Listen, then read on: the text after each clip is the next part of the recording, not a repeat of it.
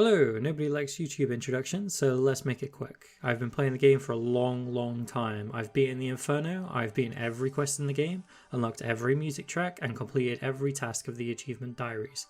I've also beat the Champions Challenge and have the cape. I've got a Bloodhound and a bunch of other pets. I also run a clan that I started about 13 years ago called Saints, and if that wasn't enough, I met my fiance playing this game, who also has some amazing accounts. So yeah, I'm a massive nerd, but what's all this about? Well, here is my new account. It's fresh off Tutorial Island and it has one of the most ambitious goals ever. It's not an Iron Man, it's not a hardcore Iron Man, it's not an ultimate Iron Man, it's not a group Iron Man, it's not a hardcore group Iron Man, and it's not an unranked group Iron Man. It's not locked to any area of the game or any build. It's a normal main account. So if the account isn't an Iron Man or it's not locked to any area of the game, what's the ambitious goal then?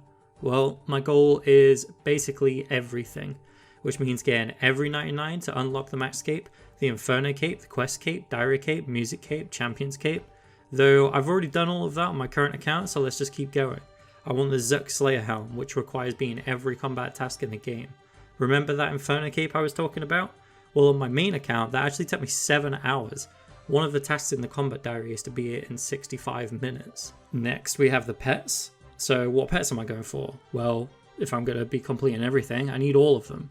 Not only that, but we're going to go for as many collection log slots as possible until either Jagex shuts the servers down or I die in real life. We also have the Dragon Trophy from Leagues, and there's also the new rewards from the Quest Speedrunning, which I'm really not looking forward to. So now that you have a rough idea of who I am and what I plan to do, let me show you how I'm going to do it. So I do actually have a couple of limits. First, I'm not going to be taking any money from my main account because that would just totally ruin the early game. Next, I'm going to be starting as a member and not free to play. I don't want to use alts to money make either, though I may use an alt to help with certain things if I can't find anyone else. Now, I have played this game an awful lot, so I am going to be playing somewhat efficiently, and I'm going to be doing a lot of dumb grinds right from the get-go. Now, I am also going to be starting from complete scratch, which means dropping the iconic starter kit that we're going to be given. Okay, so let's start building the account, shall we? So I didn't actually go into this account with any particular strategy, I just kind of winged it really. But my first goal is definitely going to be the Barrow's Gloves and probably the Quest Cape after that. Just because when you go for Barrow's Gloves you unlock a lot of areas, you unlock a lot of untradables and things like that, so it's definitely the one to go for right at the start. But of course this is RuneScape, so once you have one goal set you have to do 10 other different things. And for Barrow's Gloves and the Quest Cape, I'm going to need some GP for runes and teleports and a bunch of other stuff. So I thought, why not knock out another goal on the way? And that goal, I'm afraid, is 99 fire making. I know everybody does this, and I'm not even an Iron Man. There could have been so many other things that I'd go for, but honestly, getting a 99 out of the gate seems pretty good to me. I have to say, getting bird nest drops right at the start when you have no GP and they sell for 5k on the GE, it's just so helpful. With the GP that I earned from the bird nest and some of the logs, I then bought some supplies and went to go to the Stronghold of Security. Of course, we picked the rainbow boots because they are the best. And with the cash from that, I bought some upgrades. I bought some more axes and I bought myself a glory. I then teleported to Drainer and I did a lot of woodcutting there at the oak.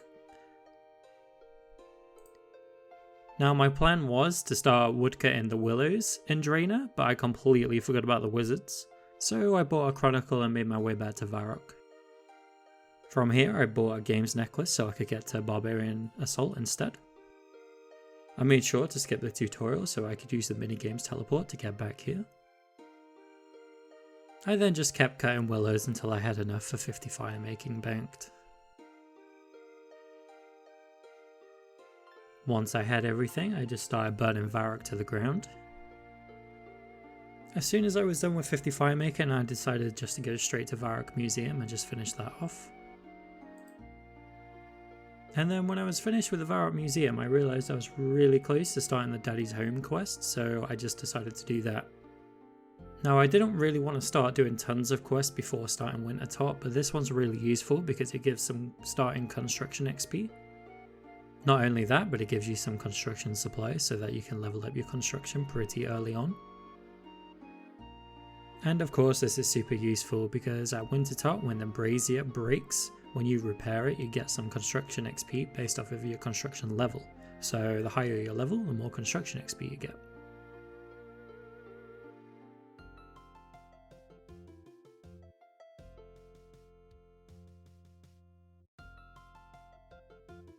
Another quest that I finished was X marks the spot. I used the lamp on agility because low level agility absolutely sucks. The last part of the preparation was grabbing the Clue Hunter outfit. Now this counts as warm items, which basically means you take less damage at Wintertop. I will speed up the clips for Wintertop. On the way to 99 we did knock out some combat tasks as well as some collection log slots. Now we are missing one of the combat tasks where we need to get 3000 points in one game, but I'll come back to that one later when we start the combat tasks properly. For the collection log slots, we did unlock the majority of the items. I was opening up the crates when I needed to go back for more food from the bank. I know a lot of people will say just hold on to the crates until you've leveled up your skills a bit more, but I really needed the star cash to get on with the quest cape goal. I was really hoping to get a Tome of Fire because there are about 850k, which will buy me a lot of questing supplies, and luckily enough though, we did manage to snag one. As I said in the introduction, I will be going for all of the pets, so I will need to try for the Phoenix pet at some point, but here's a fun fact that you may not know about the Phoenix. It's not like all of the other skilling pets. For all other skilling pets, once you hit 200 mil in that skill, you are 15 times more likely to get the pet from all the sources. But the problem with the Phoenix pet is that it's actually a boss pet, so you could be way over 200 mil firemaking, but you're still relying on that 1 in 5k drop. So just imagine doing Wintertop after 200 mil firemaking trying to go for the pet. That's just absolutely awful. Anyway, as soon as I hit 99 firemaking, I went straight to the Grand Exchange to sell everything, which you can see. I wasn't really planning on making that much, maybe about 3 mil, but we did actually end up making a decent bit more than that, especially because we did manage to get that Tome of Fire. So now that firemaking is over, I'd like to quickly show you how I'm going to play through this progress series. I'm going to have an active goal, so that would be the quest cape, and then I'm also going to have a side goal that is going to be mainly AFK. So throughout the series I'll explain my active goal and my side goal. My current side goal is to go for 99 woodcutting. It's just a nice AFK skill and it'll bring in a little bit more GP, so we needed to do a little bit of preparation for that one too. Now obviously for 99 woodcutting we are going to of course need a Jagex, but we're also going to need to unlock the woodcutting guild because redwoods are so nice and so AFK and they're great for XP. So to unlock the woodcutting guild we're going to need about 75% Assiduous Favour, but we may as well just go for the full 100. So I started and finished the Client of Koren quest. We used the lamps again on agility, and to quickly gain favour for Assiduous we can just make fertilizer, which actually gives us some starter farming levels too, which is pretty nice. And it's as simple as that, the Woodcutting Guild is now unlocked for our AFK goal. Back to the active goal now, and we're cracking on with some more preparation. Before we start questing, I'm wanting to unlock 55 prayer, 55 magic, and around 70 agility and full graceful. Magic is pretty much self-explanatory. I'm wanting to unlock High Elk, so that's whilst I'm running around and doing quests, I can gain some passive magic XP along the way. Now I'm sure you might be a little bit confused about the 55 prayer. 55 prayer is going to unlock the preserve prayer once we've read a torn prayer scroll. What this does is keep your stats boosted for longer. So when I'm going for the 70 agility, I can eat a summer pie and start the next course a few levels early. So let's start with the 55 prayer. I guessed roughly how many bones we would need and we went over to the Chaos Altar in the wilderness. We managed to get quite lucky at the Chaos Altar, we didn't see a single PK, so we managed to snag 59 prayer instead. Back to magic now, we started off with Imp Catcher and enchanting sapphire necklaces into games necklaces, which actually gave us a little bit of profit as well, around 100k or so. After that I moved on to house tabs until I had High Elk unlocked. Once I had both the prayer and the magic all knocked out, I just moved over to agility. I stuck to rooftop courses until I unlocked the Canifest course, and then to unlock Canifest we had to do the Restless Ghost quest and the Priest in Peril quest. But for the Priest in Peril quest we had to kill the Terror Dog, and at this point I was fairly low level. So I did the Waterfall quest to get some starter melee stats. With protection prayers and a fresh Ali Scimitar we finished the Priest in Peril quest and carried on with the rest of the agility grind. We didn't stay long in Canifest because we soon unlocked the Wilderness Agility course. Again, we got quite lucky and we didn't see any PKs. After that, we bought our first couple of graceful items. For the AFK woodcut grind, I decided to cut teaks on Soul Wars Isle, and we managed to get some of the random event collection log slots finished here. With the agility grind, I would always keep Halkin whilst running around the courses, and after a little bit of time spent on the Sears course, I finally had enough marks of grace for the full set of Graceful. So I will eventually be going for all recolors of Graceful, but for now this unlocks some more collection log slots and completes the rooftop agility section. So now that I managed to get full Graceful and our other skills are prepared, this is where the fun begins.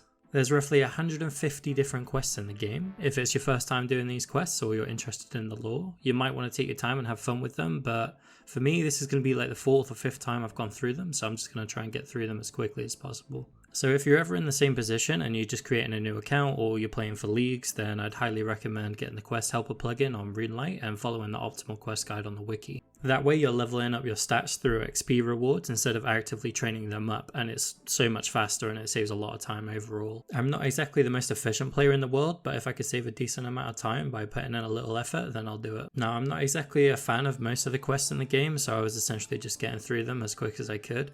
I think at one point I did like 30 quests in a single day. Now recently the speedrunning worlds have come out, and as I mentioned earlier, there are some rewards that will be available from that, which I'm going to have to go for. As it stands though, there's only like a few quests available which won't give enough points for all of the rewards, so I'll start knocking out some of those items once more quests become available. If you're this far into the video, chances are you're interested in the upcoming progress of the account. I've got some crazy grinds planned that not many people in the game have actually done, and I'm actually doing that grind as I'm editing this video. So if that's something you want to see and you want to help out a really small creator like myself, then subscribe and like the video, it means a lot. Thanks. As you can see on screen at this point, I have over 100 quest points and it's only going up. A lot of the quests I'm doing only take around 5 to 10 minutes each, and the Quest Helper plugin helps out so much. I just turned on some background music and was essentially just clicking anything that was highlighted in blue on my screen. It was great. After I unlocked Fossil Island, I started doing birdhouse runs whilst carrying on with quests. That way I get some nice starter hunter levels and I'd start building my god egg collection, which I'm going to need in the future for the evil chicken outfit pieces. So after around 150 quest points, I decided to take a small break from the quests, otherwise I was just going to start burning out. So I finished off 70 agility and decided to spend some cash on getting my range level up. I started out at the Ammonite crabs on Fossil Island, but then I decided to put a bit of money into red chin chompers, which I used on red spiders in the 4th dungeon. After that small detour, I regained some motivation to power through some quests again. But not for long, because whilst following the optimal quest guide, I realised I had made a small mistake.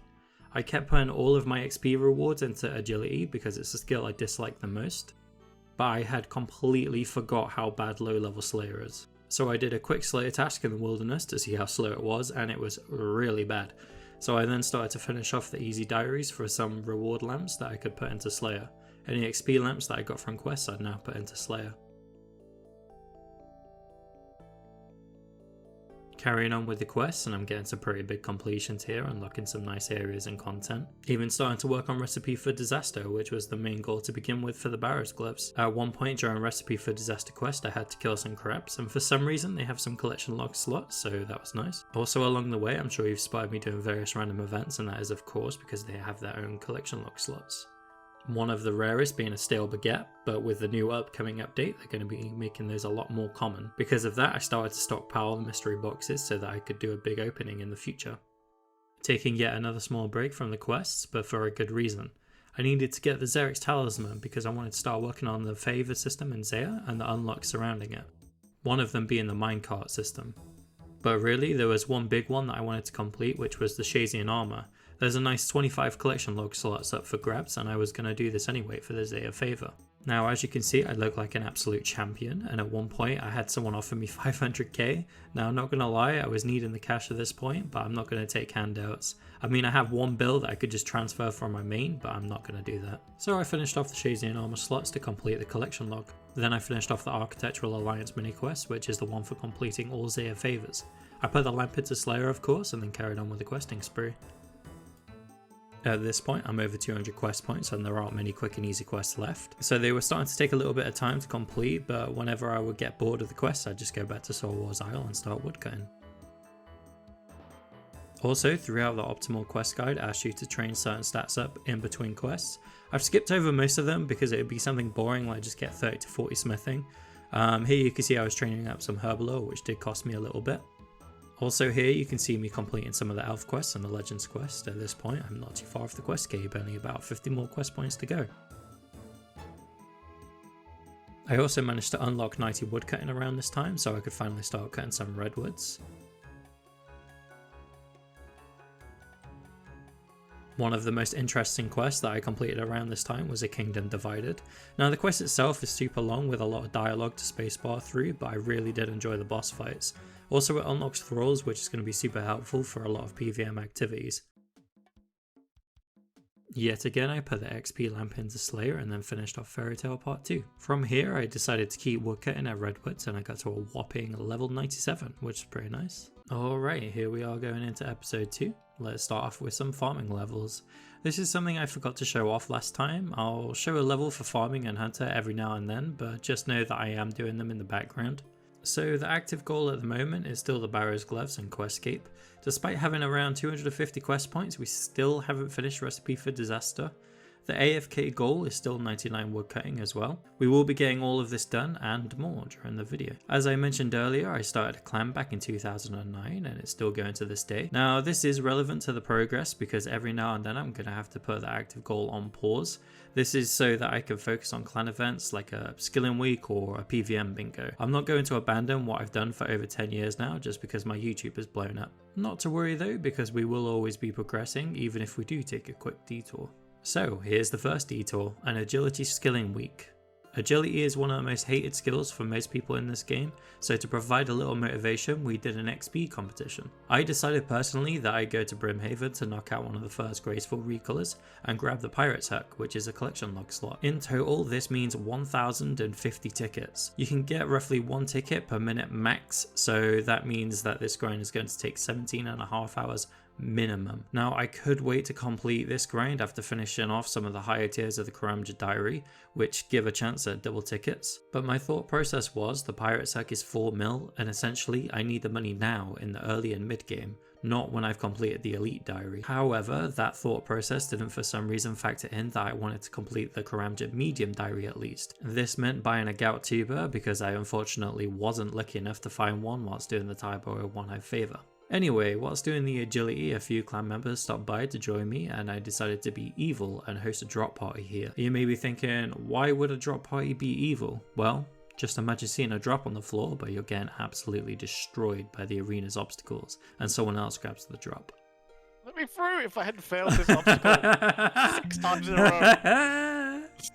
Literally 6 times in a row. Oh, unlucky. It reduces your agility level, by the way. Does it? Yeah, that's why you should have brought summer pies. Here we are unlocking our first graceful recolor then. Honestly, I think this is probably my favourite and I'll likely be wearing this one a lot until maybe we get the Sepulchre recolor. There's not really much else to say about the Brimhaven agility course. It's fun for a while but it gets old quick. After unlocking the recolor, it was another 800 tickets for the Pirate's Hook. So 13 hours later I had grabbed all of the tickets and claimed it. I then sold it on the GE for 3.6 mil. We still had a little bit of time left on the agility event, so I decided to do some rooftop courses. Ideally, you wouldn't be doing the Polniv niche course because you'd be doing the Seer's Diary, which boosts the XP rate there, but I didn't want to get sidetracked on my sidetrack goal. After the Polniv niche course, I started boosting for the Relica course, and it's here where something quite amazing happened. Oh my god, I saw the collection log, and I saw the collection log and then I was like, what the hell is that for? Oh my god, the agility pet. Oh, that's such a good one. I really didn't want to go dry. I didn't get that on the main account with 99 agility. No, I hate agility, so that's really good. Oh my god, that's so cool. Yep, that's right, our very first pet drop on the account. I continued with agility until around level 80 and that's where I decided to stop. Here's some quick farming levels as promised. So the agility grind did burn me out a little bit and so I decided to take a break and AFK at the Redwoods. It wasn't too long until we hit 99 woodcutting. Yes! 99 woodcutting! Finally. Okay, bye. I'll go do something else now. So we completed the AFK goal for now, and it's time to move back onto the active goal. There was only a couple of quests left to complete until I had the Barrow's gloves. The first being Monkey Madness, which also unlocks us the Dragon Scimitar and some nice combat XP. This also unlocks the last subquest for Recipe for Disaster, so I completed that too. At this point, all of the subquests are complete, and the only quest I have left to finish RFD is Desert Treasure. I think Desert Treasure is one of the requirements because the RFD bosses are essentially a clone of the Desert Treasure bosses. So I defeated all of them for both quests and finally have the Barrow's gloves. So we don't have many quests left until the quest cape. We will be finishing that off in this video, but I wanted to upgrade my gear and clean my bank first. I sold off some of the redwood logs and some of the marks of grace for some quick cash. Now, whilst I show a time lapse of me cleaning my bank, I want to talk about something that kept coming up in the comments of the last video. Lots of people kept mentioning how much progress I made in a single video and that I'd be maxed really quickly. Some even saying it's a max cape speedrun. I even had one of the best people going for a max cape speedrun leave a comment saying he would race me to completionist. Now, I just want to temper expectations and let you know that I'm really not the most efficient RuneScape player. I do play more efficiently than most people, but I'm nowhere near the level of JCW and Habok, so I wouldn't expect a max cape speedrun anytime soon. That being said, I will however aim to get at least one big achievement per episode, and so chances are if you're this far into the video, you're interested in the future progress of the account. So if you want to help a small creator like myself, then subscribe and leave a like on the video. It means a lot. Thank you. Okay, so let's talk about the upgrades I want before the quest cape. One of the best melee upgrades you can get for yourself is the Fighter Torso. Now, I know a lot of people struggle with Barbarian Assault and hate it, but when you're in a voice call with some people, even if they're new to the minigame, it makes it so much more fun. Egg, are you going to sleep? Or are you still good? No, it's almost 12, not too much. And I have only drink 9 beers. 9 beers. Bruh. I don't know how you're playing Barbarian Assault. You're doing God's work, dude. Mad Egg, wait. Come heal Did he fall people. asleep? Mad Egg, heal people. Oh, he's here. He's here. I'm back. Okay, 10 beers done. Let's go. 10 more? What is that? Oh my good god. I mean, I can take my main. It's fine. You know you could buy rune, right? You could buy rune platelets and stuff. I know, but it's expensive. Heal me, please. In the beginning of this BA grind, I was leveling up the roles because I will have to get level 5 eventually for all roles at some point, though I did save my points up for a torso as well. I'll be finishing off the level 5 roles and grabbing more of the collection log slots along with the pet in a future episode. Next on my list of upgrades was a bunch of items I could get from the GE. I decided to invest in an Amulet of Fury as it's a great all-rounder. I also bought some dragon boots, a dragon skimmy, a whip, a berserker ring, and a full obsidian set with a berserker necklace for training. The obsidian armor set gives a 10% boost in melee accuracy and melee strength. Pair this up with a berserker necklace, which increases the amount of damage when holding an obsidian weapon by 20%, and it becomes a very nice set to train melee with early on. So I then trained up a little bit with melee, but then quickly decided that I want to get even more upgrades. So I started to level up ranged instead. I was pretty broke after spending money on those upgrades I mentioned, so I decided to AFK sand crabs with darts. After I got 75 ranged, I decided I was going to take on the fight caves. Being super broke, I had to go with a classic setup, which was the Carol's crossbow. I hadn't used this thing in years, and honestly, it absolutely slaps. Also, because I unlocked ancients, I brought an ancient staff and some blood blitz runes just in case. Honestly though, I didn't even need it because I had a bunch of supplies at the end. Getting the first fire cape on an account always feels a little bit special. One day in the future, I'm going to be speedrunning this with a T-bow. The next upgrade was a dragon defender. I didn't quite have the stats to get one yet, so as a short-term replacement, I bought the Buck of War pages. This gives a +2 strength bonus. Every little helps. More farming levels as promised.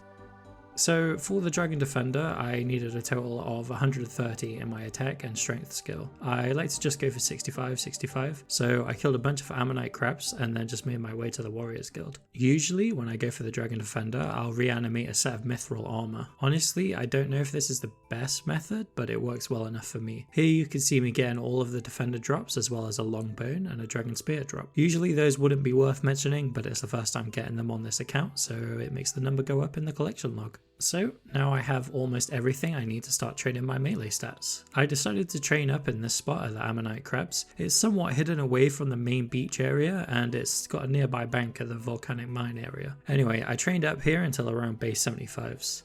And here's some more farming levels as promised. So, now that I had base 75s, I thought it was about time that I train up within the Nightmare Zone. Because I completed tons of quests, I had access to a whole bunch of bosses, but in reality, you really only need to turn on like 5 or 6 when training up. Now, each time you go into the Nightmare Zone, it costs 26k. This doesn't sound like much, but if you mess up or go AFK for too long, it really does add up. Luckily though, every day you can buy some herb boxes from the rewards chest, and these end up paying for the entrance fees, and give a slight profit. For supplies, you essentially just use the potions that you can buy from the rewards chest. Eventually, I had earned enough extra points to imbue the Berserker Ring, which gives extra strength bonus. So, whilst I train up in the background, let's talk about future plans. As it stands, we completed our AFK goal of 99 woodcutting, and the current active goal is the Quest Cape. Currently, we're AFK in our melee stats to base 85s, but I do have the next AFK goal lined up. This is something not a lot of people have done in the game, which is obtain every single piece of Castle Wars armor all at once. Now, a few of you watching already know this, as collection loggers will buy the most expensive item in Castle Wars shop and then sell it back. This gives back the same amount of tickets and also completes the item in the collection log. So if you want to just complete the collection log, you only need 800 tickets. Now, I'm not going to be doing this. I'm going to unlock and own every single piece of Castle Wars rewards all at once. This means 5,549 tickets, which if I win every single game of Castle Wars, I'll be looking at 1,850 games. Each game takes 2 minutes to start in the lobby and then 20 minutes of playtime. So assuming a win every single time is going to take roughly 680 hours. There are ways to speed this process up, but as I said, this is going to be my AFK goal, so I don't want to put a ton of effort into this. Now, the reason I'm doing this is because the majority of the armor can be stored inside the player-owned house, which is going to be one of the big objectives later in the series. I want to fill every single container inside the player-owned house. So that means every graceful recolor of the Castle Wars armor, all of the clue scroll items, and a ton more. You might see me sell items that I could have stored in the POH, but don't worry, I will be rebuying them later on. Which leads me to my next point. What am I going to be doing after the Quest Cape? Well, I'm going to be money making as much as possible whilst clearing a bunch of collection logs along the way. I won't give any spoilers now, but just know I have a clear strategy, and assuming I go on rate for most items, it's going to be a fun journey. So now that I have base 85 melee stats, it's time to hang up parts of the obsidian set and the necklace. I decided to keep the legs because they're still pretty solid until I unlock the Bandos tassets. I then dumped all of my fossils that I collected from Ammonite Crabs into the Varrock Museum. Doing this gave quite a lot of XP lamps that I could then put into Slayer.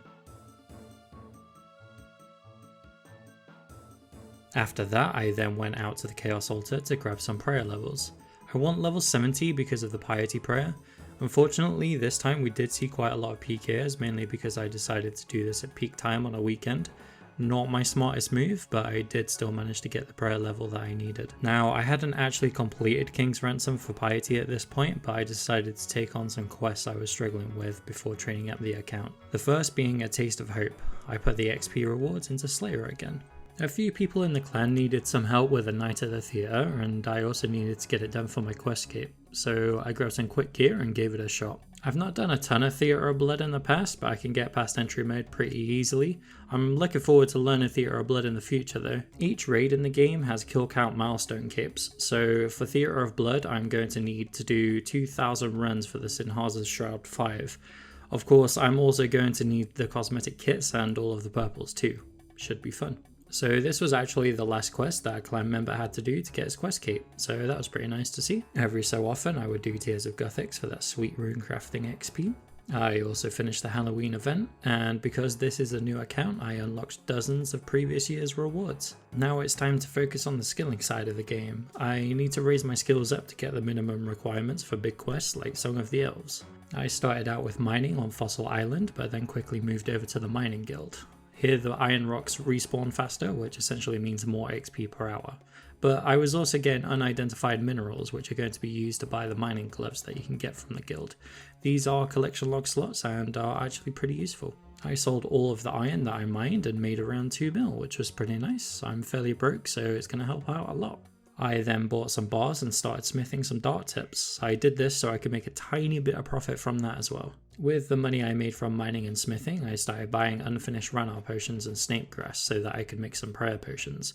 Because my cash stack was quite small, I could only do a few at a time. I made sure to use the amulet of chemistry for this, as it gives a chance to make a 4-dose potion instead of a 3-dose potion.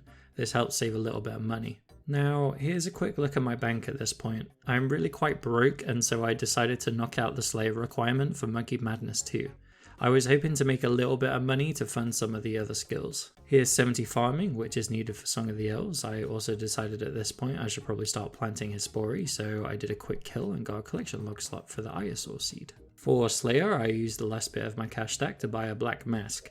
I couldn't believe that these were 1 mil. I was half hoping that I would get a cave horror task myself so that I could get a black mask drop. Instead, Duradel told me I was on a cave slime task. I really can't remember why this was my task, but it's a quick one, so I went to finish it off. Strangely enough, I did get another collection log slot here, being the mighty iron boots. Then, if by magic, the first task Duradel gave me was cave horrors. I was pretty excited at this point. I killed 40 or so cave horrors, and wouldn't you know, a nice black mask drop. This came in so clutch because I could now buy a cannon to help speed up the other tasks. Another task that I did was Greater Demons, and for killing my first one I unlocked a combat task, which was pretty nice. I then got a Fire Giant task and got a 60 Slayer and my first Ancient Shard in the same kill. I then bought my cannon and a couple of 1,000 cannonballs. Back to Fire Giants and I got my first Dark Totem drop. Another task that I got was Worms. Never killed these on the main account because I got 99 Slayer before Konor came out. They're pretty cool, and I got another combat task for killing one. Fire Giants seem to love me because I got my first champion scroll from them. I'm pretty sure I'm going to get a few of these stacked up in the bank over time. The first Bloodveil kill was also a combat task. Not really sure why these are combat tasks, honestly. Duradel then assigned me some more cave horrors and I was feeling pretty good about it. Walked in and got another black mask drop. Then Bloodvelds gave me another collection log slot, being the black boots. A few tasks later I had completed the 69 Slayer requirement for Monkey Madness. I then got a couple of fletching levels done for Sins of the Father, and then a few thieving levels done for Dragon Slayer 2. I made sure to drink from the Tears of Gothic so that I could get some more runecrafting XP. The next skill and grind was Hunter. Hunter is a pretty quick skill. I was slacking on the birdhouse run so I could have trained this passively, but oh well. Red salamanders are pretty quick, and then I moved on to black salamanders in the wilderness for even quicker XP. Didn't see any PKs here, which makes sense because I mean, why would you PK here? Hunting in the wilderness means I could put down an extra trap and get more XP per hour. Now, the next skill and grinds that I wanted to do was crafting and construction, though I was still too poor to get both done. I had to think about possible money makers and couldn't think of anything better than Bandos. I always seem to make good money there, so I bought a Zami D'hide top and a Guthun set. I finished off King's Ransom and the Night Waves to finally unlock Piety. It was then time to make some money at Bandos. On but not forgotten. I told you. The room Who well. brought the chisel? Who brought the chisel? Come on, own it. The room as well. Oh my god! Oh my god, oh my god, oh my god, oh my god, oh my god. I was wondering why it was on two bloody... I picked him up though. Hell yeah. That was good timing. Crush them under. Oh, I actually hit pretty big though. Holy shit. Nice one. Oh my god! Oh my god! Oh my god, we actually got some tasses!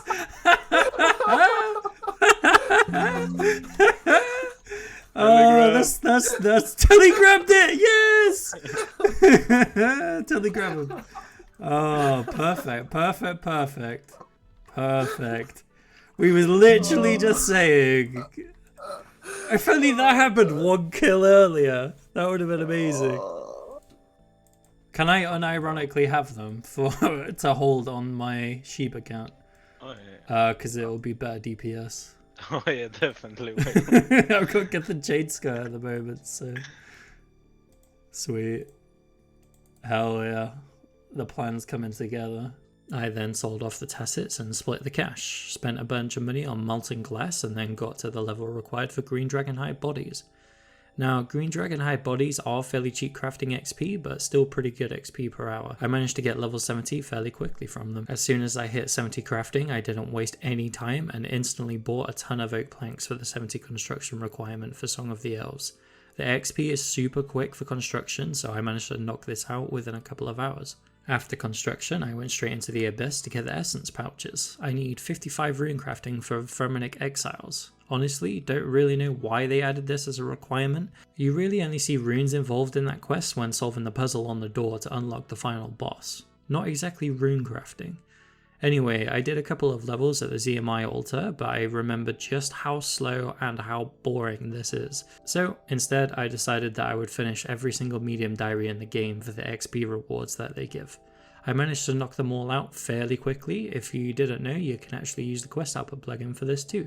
Anyway, I dumped all of the XP reward lamps into rune crafting, and it just about got me the level required.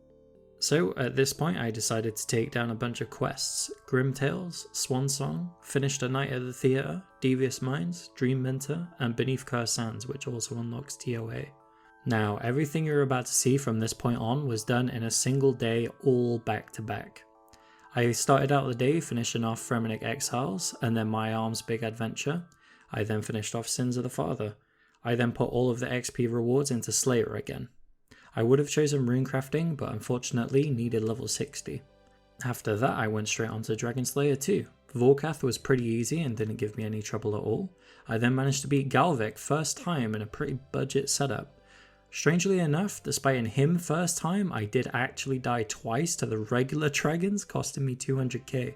Honestly, don't know how that happened, I think I just lost focus. Anyway, Dragon Slayer 2 completed. Of course, we pet the dog at the entrance and then I claimed my XP rewards. I wasn't really sure which combat stat to put these into, so I just chose range. Again, I want to remind you that I did all of this in a single day. Here I am at Crook. Pretty easy fight considering you can flinch him on a corner. I'd feel bad for doing this if I didn't have to suffer the agility section of this awful quest. Towards the end I killed a demonic gorilla, and this also counted as an elite combat task. The last boss is a super simple fight. You can safe spot the first couple of phases with a magic longbow. Again, I'd feel bad for doing this if I didn't have to suffer the entire stealth section on the platform. The final part of the fight is quite straightforward too. You just have to have auto retaliate on and walk back each time he drags you towards him. I dumped the XP rewards into ranged again after completing the quest. Now, the last quest of the day was to finish Song of the Elves. I sold off my whip to buy back an occult and some supplies. I did actually die once to Seren, again because I think my brain was fried at this point, but not to worry because I went straight back, grabbed the anglerfish I had in the gravestone and managed to successfully finish the fight. This means I now have completed every single quest in the game and can get my quest cape. Okay, so earlier I spoke about doing Castle Wars as my next AFK goal. There isn't really much to show in terms of gameplay here, but this is my current ticket stack. What you are looking at is roughly 220 hours of progress. I'm sure a few people might be upset that I'm boosting Castle Wars, and I completely understand. In the future, I'm hoping to run some Castle Wars events and get a small chunk of the tickets done legitimately. One thing that kept coming up in the last episode was the lack of GP that I had. Being a main account in the mid game, a lot of my progress is tied to how much GP I have. So my game plan going into this episode is to make money and go for a pet at the same time. However, before I can start that, a whole bunch of updates and changes was thrown into the game, so I have to get some housekeeping done first. Just a couple of days after getting my quest cape, Jagex added a new quest into the game. I did this a few hours after the release, and it's a decent quest, no dialogue and a bunch of puzzles, and it's a nice 10k farming XP too. Jagex also buffed the XP rewards that you receive from Master and Grandmaster quests. If you've already completed these quests, not to worry because you can reclaim this lost XP from various NPCs around the game. The first being Purdue, who gives the bulk amount of the XP. I got quite a few levels from this, which was a pretty nice dopamine rush. Next is Radimus Urkel, I think that's how you pronounce his name, in the Legends Guild, who gives some more XP lamps. You can put them onto combat skills or some other skills. I chose agility. Next is the Mysterious Stranger at top. He gives a bit of combat XP. I put this lamp into strength. Now the next NPC is a little hard to find, so I'll show you a quick way to get there from the top bank. He's just in this basement here, which isn't too far away. This is an XP tome that can be put in any skill above level 60, so I chose agility again. I would have chosen rune crafting, but I'm too low level at this point, and this also got me 82 agility, which is pretty nice. After grabbing those XP rewards from previous quests, it got me thinking about other XP rewards that I could claim, so I went to the Varrock Museum because some sometimes after doing quests you can claim kudos and further XP from Historian Miles. Turns out I still had 1 XP lamp that I forgot to claim and it went straight into runecrafting. After that I went to good old Tears of Guthix and got myself some more runecrafting XP. A quick tip for this by the way, if you aren't sure when you can next claim the Tears of Guthix, you can open up the quest and it'll tell you at the bottom. Anyway, I then went to Hesperi and because it was only my 2nd kill count, I got a Kronos seed. Normally it wouldn't be worth mentioning, but it is a collection log slot. Another small bit of housekeeping was taking out the GP that I had left in the servant's money bag from the last episode. Every single bit of GP is going to be used for this pet hunt that I'll be doing in this episode. I sold off multiple items from my bank and could just about afford a blowpipe, which is going to be one of the main items that I need. So I'm going to be money making and going for a pet at the same time. Keep in mind that I'm somewhat in the mid game, so I can't camp many boss pets at the moment, at least efficiently, but I have come up with a spectacular plan that not too many people actually go for this early on in an account. My plan is to go to Soul Wars. This is a mini game that gives out spoils of war as the rewards. Each spoil of war has a 1 in 400 chance to spawn the pet and also contains a ton of other supplies. If you were to use this method I'm about to show you, then you can get the Soul Wars pet in around 30 to 35 hours on rate. This also makes the pet one of the fastest in the game and it also makes a good amount of cash, so you can see why I've chosen to do this. Now there are many ways to play Soul Wars, the most popular being boosting with cleanse, but there is actually another method which is more efficient, more consistent and lower effort. The content creator No Monkey has a nice guide on how this is done, but I'd like to signal boost this method and I'd also like to show you that you don't particularly need the most efficient gear to get started. So for this method you are going to need 2 accounts with a high enough range level for the blowpipe on both. Here is what I was using on my completionist account. Now the best in slot here would be Elite Void, but I haven't got that yet. Now obviously an Archer's Ring, Pegasians and an Anguish would also be great upgrades, but I'm broke and that's why I'm doing this to money make. In the inventory you're going to need a rune crossbow, or if you have the money for one, a dark bow is actually the best in slot and I'll explain that later on. You'll also want runes for telegrab. On the alt account it's basically the same, best range setup with a blowpipe, Void being best in slot, but honestly downgrades to D'hide and whatnot isn't going to slow you down a whole lot. For the inventory on the alt account you don't need telegrab runes or the dark bow or rune crossbow, you just need either a dwarven rock cake or a locator orb. The locator orb is better because it's just easier to use, but I appreciate that not everyone has an alt account that has Dragon Slayer 2 done. Now before you start doing this method you're going to need to set up a couple of things. The first one is you need to do the Soul Wars tutorial. It doesn't take very long. The next one is to show your Ava's device to Nomad in the lobby. This is because when you go into Soul Wars you are forced to wear a cape like Castle Wars, so if you show your Ava's device to Nomad he will give you that Ava's effect of picking up ammo to your minigame cape. The next bit is to join your own friends chat on both accounts. This is the friends chat, not the new clan system. Make sure that each account is in its own friends chat. On your alt account, set your quick prayers to protect from melee and eagle eye or rigor if you have it unlocked. On your main account, you can do the same, although protect from melee isn't needed until the very end. When you're ready, geared up, and in the Soul Wars lobby, you're going to see 2 zones. We are going to be using the zone with the purple door. Have one of your accounts challenge your other account. Once you accept, the game will start. So this is where you're going to start the grind. You'll spawn in your team's lobby, which has bandages and potions. I would recommend that you swap the left click option on both benches to take 5. Grab 5 of each on both accounts. The reason you want to grab bandages is because they actually give 30 run energy, which is going to be super useful if you don't have 90 plus agility. Now on both accounts, run towards the center of the map.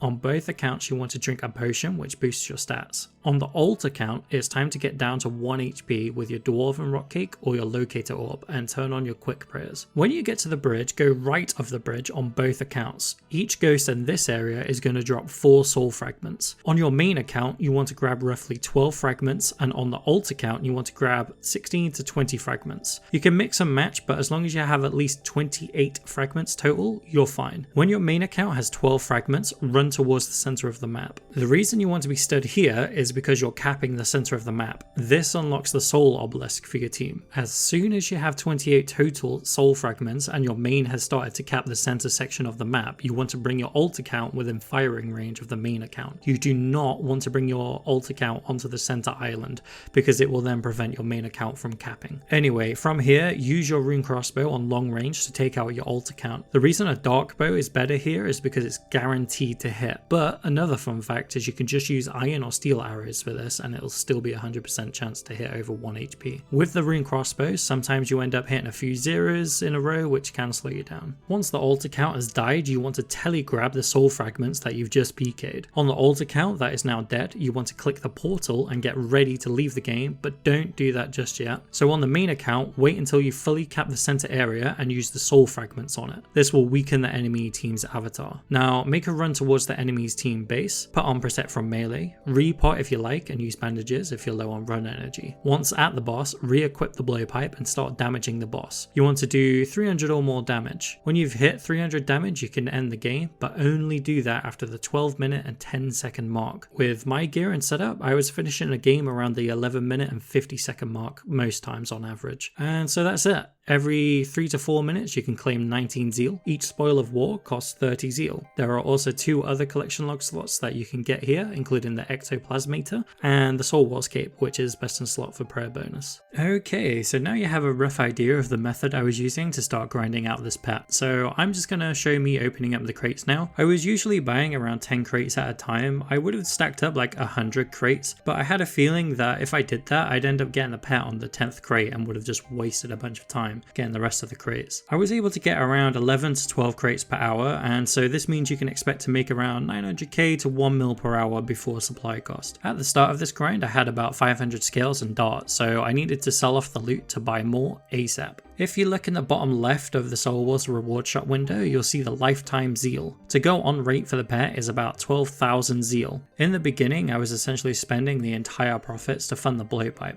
but after a while I was able to buy my first upgrade, which was some d'hide boots. The drop table for these spoils of war are actually quite strange. There's quite a few troll drops, being some bones, cabbage and 1 soul rune drop. There is also the dragon drop table, which is pretty rare to land on but adds a lot to the value of them. The best drop outside of the pet is probably the normal soul rune drop. You get around 500 to 600. These have gone up in value quite a bit over the past few months because of the Shadow of Tumakan, which is a reward from TOA.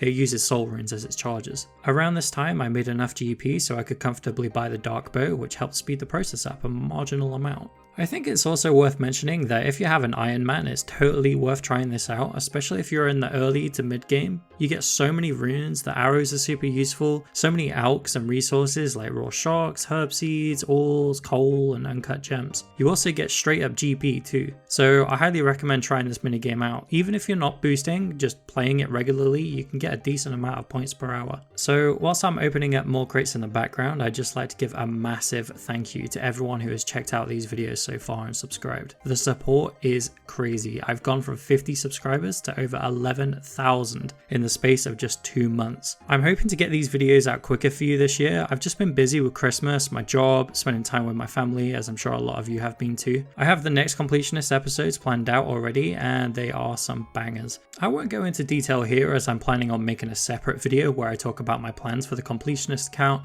my channel and future plans including potentially streaming. So keep an eye out for that one as I'm really wanting some feedback from you guys. Also, if you are enjoying the video so far, a like on the video would really help me out. Anyway, I'm now at 12,000 zeal, which is the drop rate for the pet, and I still don't have it. Even though I was selling off all of my loot, I decided to hoard my pure essence, as I know a friend I have in game likes to collect them. He has well over 60 million pure essence at this point. He's a madman. At this point I could buy back some of the gear I sold off previously. I decided on getting back the obsidian plate legs and whip, as it's going to help me out a little bit with Hespori and my plans after Soul Wars. It was at this point I got my second collection log slot from Hespori, being the Atta seed. Not normally worth mentioning, but it's a log slot. Also around this time I was getting back into doing birdhouse runs. I managed to get to the hunter level to do magic birdhouses, but I didn't have the crafting level. So I trained that and sold off the bird nests I gathered to help fund it. Blue d'hide bodies are pretty cheap and quick XP. I was also making sure to do a quick farm run every now and then. I should really start planting other trees along with the mahoganies. On one of the Hespori kills I did, my DDS started to pop off and it unlocked me some nice combat tasks, being Speed Trialist and Hespori Adept. I thought getting one of the speedrun times in my gear was actually pretty decent. Back to Soul Wars now, I'm starting to wonder when I'll actually get the pet. A few people guess that I go double or even triple the drop rate. Normally on a pet grind that would really demotivate me, but the money that I was earning kept me going. However, this then happened. Okay, first 10 of the day. Oh! Oh my god, I actually got it! Oh my god, I got it! I got it! I got it! I got it! I got it! I got it! I got it! I got it! Ah, finally. Finally! Oh my god. Oh. Oh. Oh, thank god. Oh, 527. I didn't go too dry. Oh, that's so good. What do I get in my last crate? Tell me. Oh, could have got a back-to-back pet there. Oh, hell yeah. Oh my god. Okay, how much money did I make? I think I had about 12 mil, so I made 38 mil.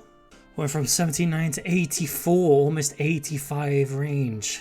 I think we got a HP level as well. I think we got a HP level. Not too far off a mage level either from all the telegrabs that I was doing. He looks heavy.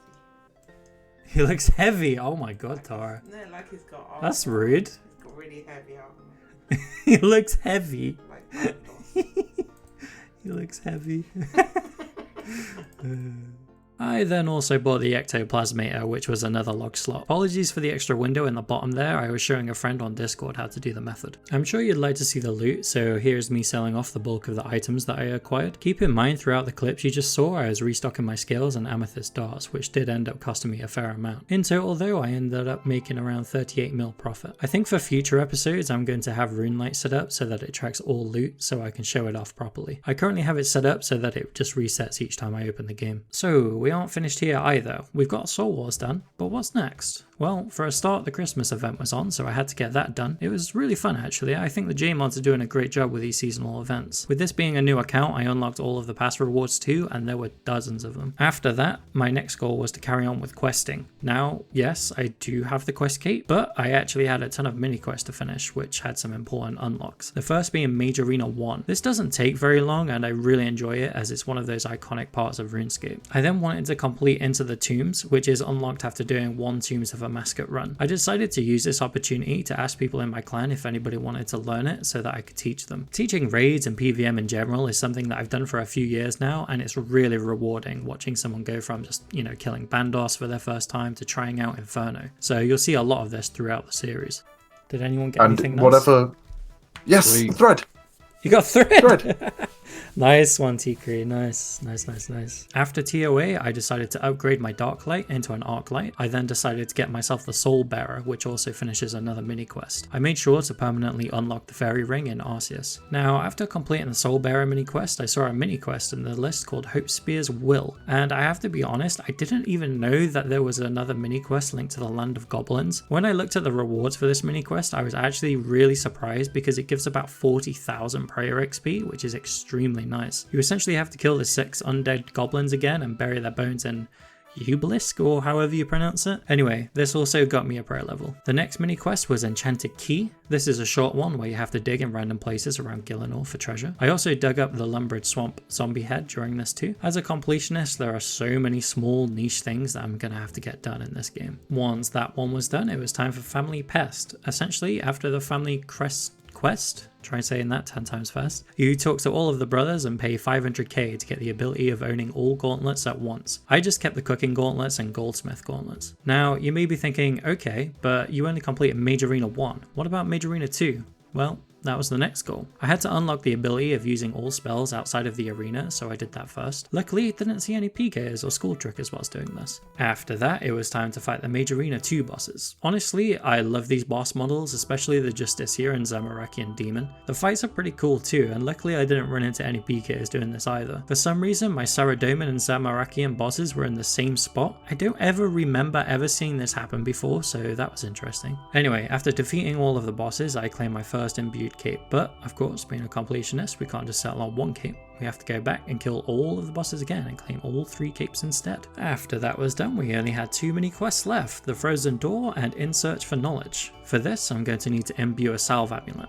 For In Search of the Knowledge, you have to grab 4 pages of each tome in the 4th host dungeon. I already had some from when I was killing temple spiders back in episode 1, but not enough to finish the quest. So I decided I would kill undead druids for the remaining pages. These guys have a chance at dropping the Mask of Renewal and also drop hard clues fairly consistently. Unfortunately, I didn't get the mask this time, but I did get a couple of hard clues. If you're wondering what's in the caskets, you're just gonna have to watch to the end of the video to find out what I'm doing with them. Next up was the Frozen Door. For this, you need to kill all of the God Wars generals for key fragments that combine into a key that opens the door to Nex. So I went out in the wilderness and grabbed a couple of ecumenical keys that were also collection log slots. I then decided that Commander Ziliana would be my first victim. I did most of my KC here on the main account with a T-bow, so trying to do this with a rune crossbow really put into perspective how weak I am at the moment. After that, it was time for Krill. I didn't prepare super well for this, I just wanted it over and done with, so I just grabbed a quick inventory of restores and combo food and took him down. I already had the key piece from Bandos, which I killed in episode 2, so the last one I needed was the key piece from Armadil. After slapping each other around for 5 minutes, I got the last key piece that I needed to assemble the key. I opened the door, and there we are. One of the final bosses in the game has been unlocked. Not only that, but I finished every single quest and mini-quest. I took this opportunity to celebrate by going straight back to Tears of Guthix, unlocking me 60 rune crafting. For Tears of Guthix, it always selects the skill that you have the lowest level in, so because rune crafting was tied with fletching now, I decided to put fletching up to level 70. After that, I did a birdhouse run and got 79 hunter as well as 1775 total. Getting close to 2k total now already, which is pretty awesome. I'm sure some of you are curious how my AFK goal of obtaining all Castle Wars rewards is going, and well, I have over 3,000 tickets now, which means I've put in around 370 hours into this small goal. Earlier, I spoke about the clue caskets, and for that, let me just give you a quick bank update. We've got some real nice gear across all styles, a dragon pickaxe, and we actually have some money to do stuff with. But the most important thing I want to show you is this. I'm going to call this the dopamine tab. I'm going to grow these stacks of items into insane amounts and then open them all at once. I'm not going to say when that will be, so you'll just have to subscribe to find out. So to kick off my active goal of doubling my log slots, I'm going to grab myself a bunch of mining collection log slots. My clan had a mining competition going on, so I decided to go over to the Motherlode mine. There are 6 log slots up for grabs here, the Prospector outfit, a gem bag and a coal bag. Now I've gotten full Prospector a couple of times already on previous accounts and I can't remember it taking very long, though I was sorely mistaken because this did end up taking me a couple of days to get, but it's all good. It's quite a nice chill activity to do whilst I responded to your comments on the last video. I also got some mining levels from this as well, which was a nice bonus. After a few hours of the Motherlode mine, I figured I would take a quick detour and go mine some shooting stars. One of the rewards from this is the Celestial Ring, which gives an invisible boost to your mining level. So this makes sense to go for it early to speed up the mining grind. I used the Star Miners Discord and they would help me scout the stars. Sometimes with this Discord I'd be mining a star with a couple of dozen people, but sometimes I would get lucky and there would only be a few of us there. I kind of wish Jagex would update this so that you aren't punished for mining with other people. Also, does anyone remember back in RuneScape 2 when after you'd mine this thing to the core you'd see like a little alien fella? From what I remember, he would give you some runes and a mining boost for a little bit. Anyway, with the Stardust I acquired, I bought the ring and went back to the Motherlode mine. It wasn't too long until I had unlocked the full Prospector kit. As I say though, I'm not finished yet, I still need to get the gem bag and the coal bag. So I gather more nuggets, snag some extra levels, and after a few more hours, I could buy them from the reward shop. Eventually, because I'm a completionist, I'll need to buy another Prospector set so that I have a golden set and a regular set. I'll also need to unlock the upper level in a bigger bag, but I'll leave that for another day. After that, I started hunting the mining gloves. There are 3 slots available for these. Essentially, all I had to do was mine in the mining guild and I get these unidentified minerals. You can also get these from the amethyst rocks if you have a high enough mining level and want to AFK some log slots. But I decided to power mine iron because it's decent XP per hour and I seem to unlock the minerals pretty quickly. I also got a few levels here as well, and I made sure to do birdhouse runs as often as possible and also got 81 hunter. Once I had 240 minerals, I bought both of the mining gloves from the shop. Then I used the extra minerals to combine them both, which unlocks the 3rd collection log slot. If you're wondering what these gloves do, essentially on some rock types you have a small chance of mining the ore, but the rock not depleting. So they're nice to have, especially if you want to mine runite or make amethyst mining more AFK. You'd think we'd be finished with easy collection log slots when it comes to mining, but nope. Another quick and easy set of log slots can be obtained from the Camdozel mine. This is unlocked after the Below Ice Mountain quest. I started by mining the veins of ore and I got 2 items, baronite shards and baronite deposits. The shards can be used to unlock buffs in the area as well as a small mini game, which I won't be showing off as I don't need to do that for log slots. But the item I'm interested in here are the baronite deposits. I cracked these open and essentially they have a chance at giving more shards or some unique items for the collection log. The items labelled as ancient items can be just donated to the Varrock Museum for kudos. The other 2 items are the Incando hammer, which is broken, and the baronite head. For the hammer you repair this with the shards, and the baronite head is 1 part of 3 to create the baronite mace. I actually ended up getting a couple of dupe hammers, which was pretty cool. I only repaired the one though, and this is a nice little item for birdhouse runs and for the defender role at Barbarian Assault, as well as smithing and mahogany homes and things like that. Anyway, after all of that mining, it was time to start fishing up the other piece of the baronite mace. I don't know how long this is supposed to take, but I managed to get it in my second inventory, so it was then time to start killing chaos golems. These guys drop the last piece that I need to craft the mace. They've got a really low level drop table, so there isn't really much to say about these, but they do drop chaos cores. Essentially what these do is act as 10 essence at a rune crafting altar, so I decided to actually pick these up. But it wasn't long until I managed to get the last piece of the baronite mace. So I repaired it, unlocked another log slot for doing so, and then handed in the ancient pieces to the Varrock Museum for the kudos. Now it's back to mining. Yes, there are still some very easy log slots to unlock still.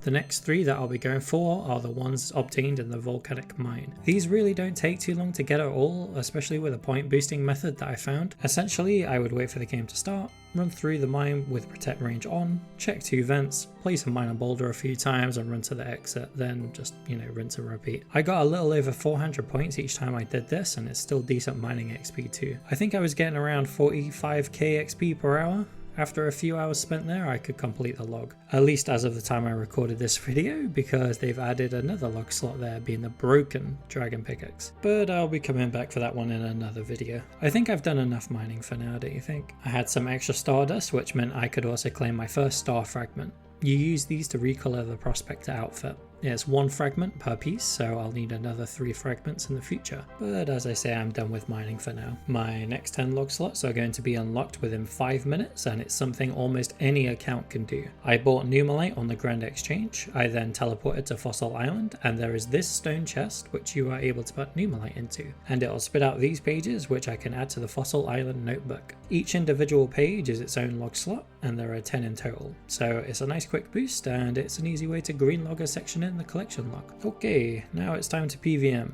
My next target is the creature creation log, which is obtained in the Tower of Life. There are 7 log slots here, 6 satchels which drop from specific monsters, and a tea flask which drops from all 6. What makes this great is the fact that these have a really high drop chance, so I could knock this out really quickly. All I had to do is buy the correct materials and then summon these weird looking experiments at the altars. I think my favourite has to be the Jubster. The thing is massive, and you know what? I think I actually stumbled across a weird moneymaker here because I wasn't here for very long, and I managed to get about 160k worth of Jublies. Something to think about if you're on med level, I suppose. Anyway, I carried on taking out these creatures and grabbing log slots, and it took me about half an hour to an hour to complete.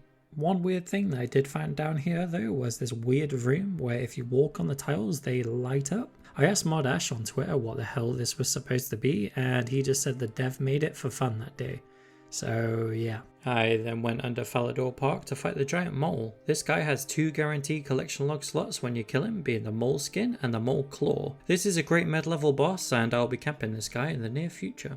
I then grabbed some fishing explosives and headed out to Mudskipper Point. All I had to do was check the explosives in and take the mogres out. The drops I'm looking for here are the flippers and the Mudskipper hat. The hat is a 1 in 25 and the flippers are a 1 in 64, so really not too bad at all. It took me about 20 minutes or so to get both of these items, and again it was pretty chill, so highly recommend if you haven't got these yet. Next up, I'm heading over to the Stronghold of Security. As we all know, there are 4 floors to the Stronghold, and there is 1 monster per floor that will drop a specific piece of the Skull Scepter. and each piece is its own log slot. For the first floor is Minotaurs, and these guys also drop beginner and easy clues pretty rapidly too, which is a nice bonus. I could also cannon everything as well, so it really is just a few fast and easy log slots. Once I had the first scepter piece, I headed down to the next floor to flesh crawlers. I feel like it took me longer to set up my cannon than it did to actually get the drop. So down I go to the next floor to fight the Catablapot.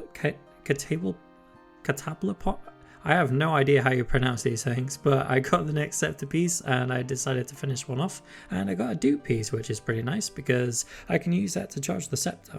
I then made my way to the next floor and it's Anku's, so I grabbed my ectoplasmator from the previous episode and that just acts as like a bone crusher for these guys. I wasn't here for long either and got the last piece that I needed to combine all of the items into a full scepter. Now this scepter is actually quite handy for some clue scroll locations as it teleports you to Barbarian Village. Teleporting with it is also a hard diary task, so highly recommend if you haven't got this one done either. Another two quick and easy log slots are the boss keys for the free-to-play bosses. Annoyingly, because I was coming back from a beginner clue that dropped, I didn't record the log slot pop-up, but you can see it in the chat box. I'm going to farm quite a lot of these in the future for both moss giants and hill giants, but it is a quick 2 log slots, so I thought why not. For the moss giants, I decided to fight these in the wildy because they have a boosted drop chance. Didn't see any PKs luckily, but I'm sure I'll run into a few of them when I'm farming them properly. For more log slots, I decided to go for some of the metal boot drops. These drop from Slayer monsters starting at bronze all the way to dragon. I decided to just go in order and start at bronze boots, which are dropped from cave crawlers. When I got the drop, I actually picked them up because for some reason I thought I'd need them. I got the iron boots in episode 2, so I skipped over those and went for steel boots next, which is a drop from Pyre Fiends. I had a quick look on the wiki for where these spawn because it's not a monster I go out of my way to kill.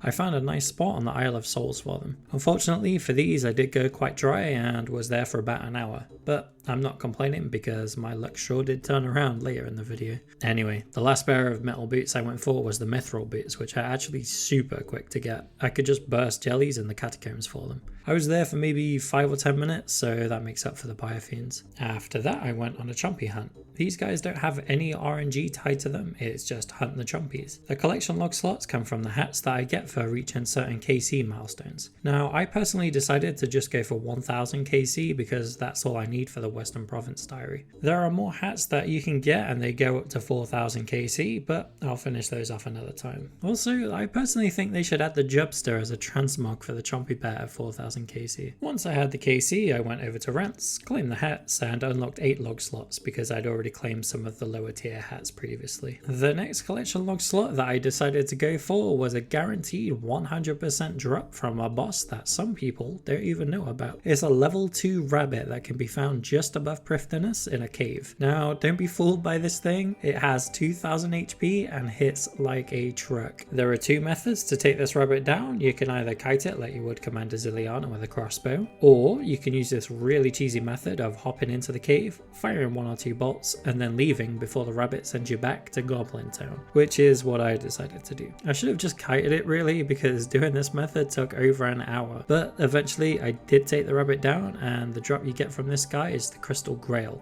which sells on the GE for about 300k. I essentially traded this grail for a Sarachnis Cudgel, which I'll be using next. So, as you can probably guess, I headed over to Sarachnis. There is a really common drop from Sarachnis being the giant egg sack, which drops at a rate of 1 in 20, and you can rack up KC here pretty quickly even in a budget setup. I managed to unlock some combat tasks along the way too, which was pretty nice. I did get crashed at one point by a max main with like 2 bill worth of gear. Quite sad really, but I couldn't really do much about it, so I hot worlds and carried on. Unlocked some more combat tasks and got the egg sack. Overall, a pretty quick log slot. Earlier I spoke about the Western Provinces diary, and for the hard diary you need to kill Zora just once, and it does have a guaranteed drop chance of Zora scales, which is a log slot. I decided I wasn't going to gear up in switches for this and just went for the mage only kill. Something quite unexpected happened during this kill. The audio is a little bit scuffed because I was watching something else on the side, but I've cleaned it up as best as I can. Anyway, here you go. People are looking for in that type of content. We experimented on No way, no way, no way. First KC.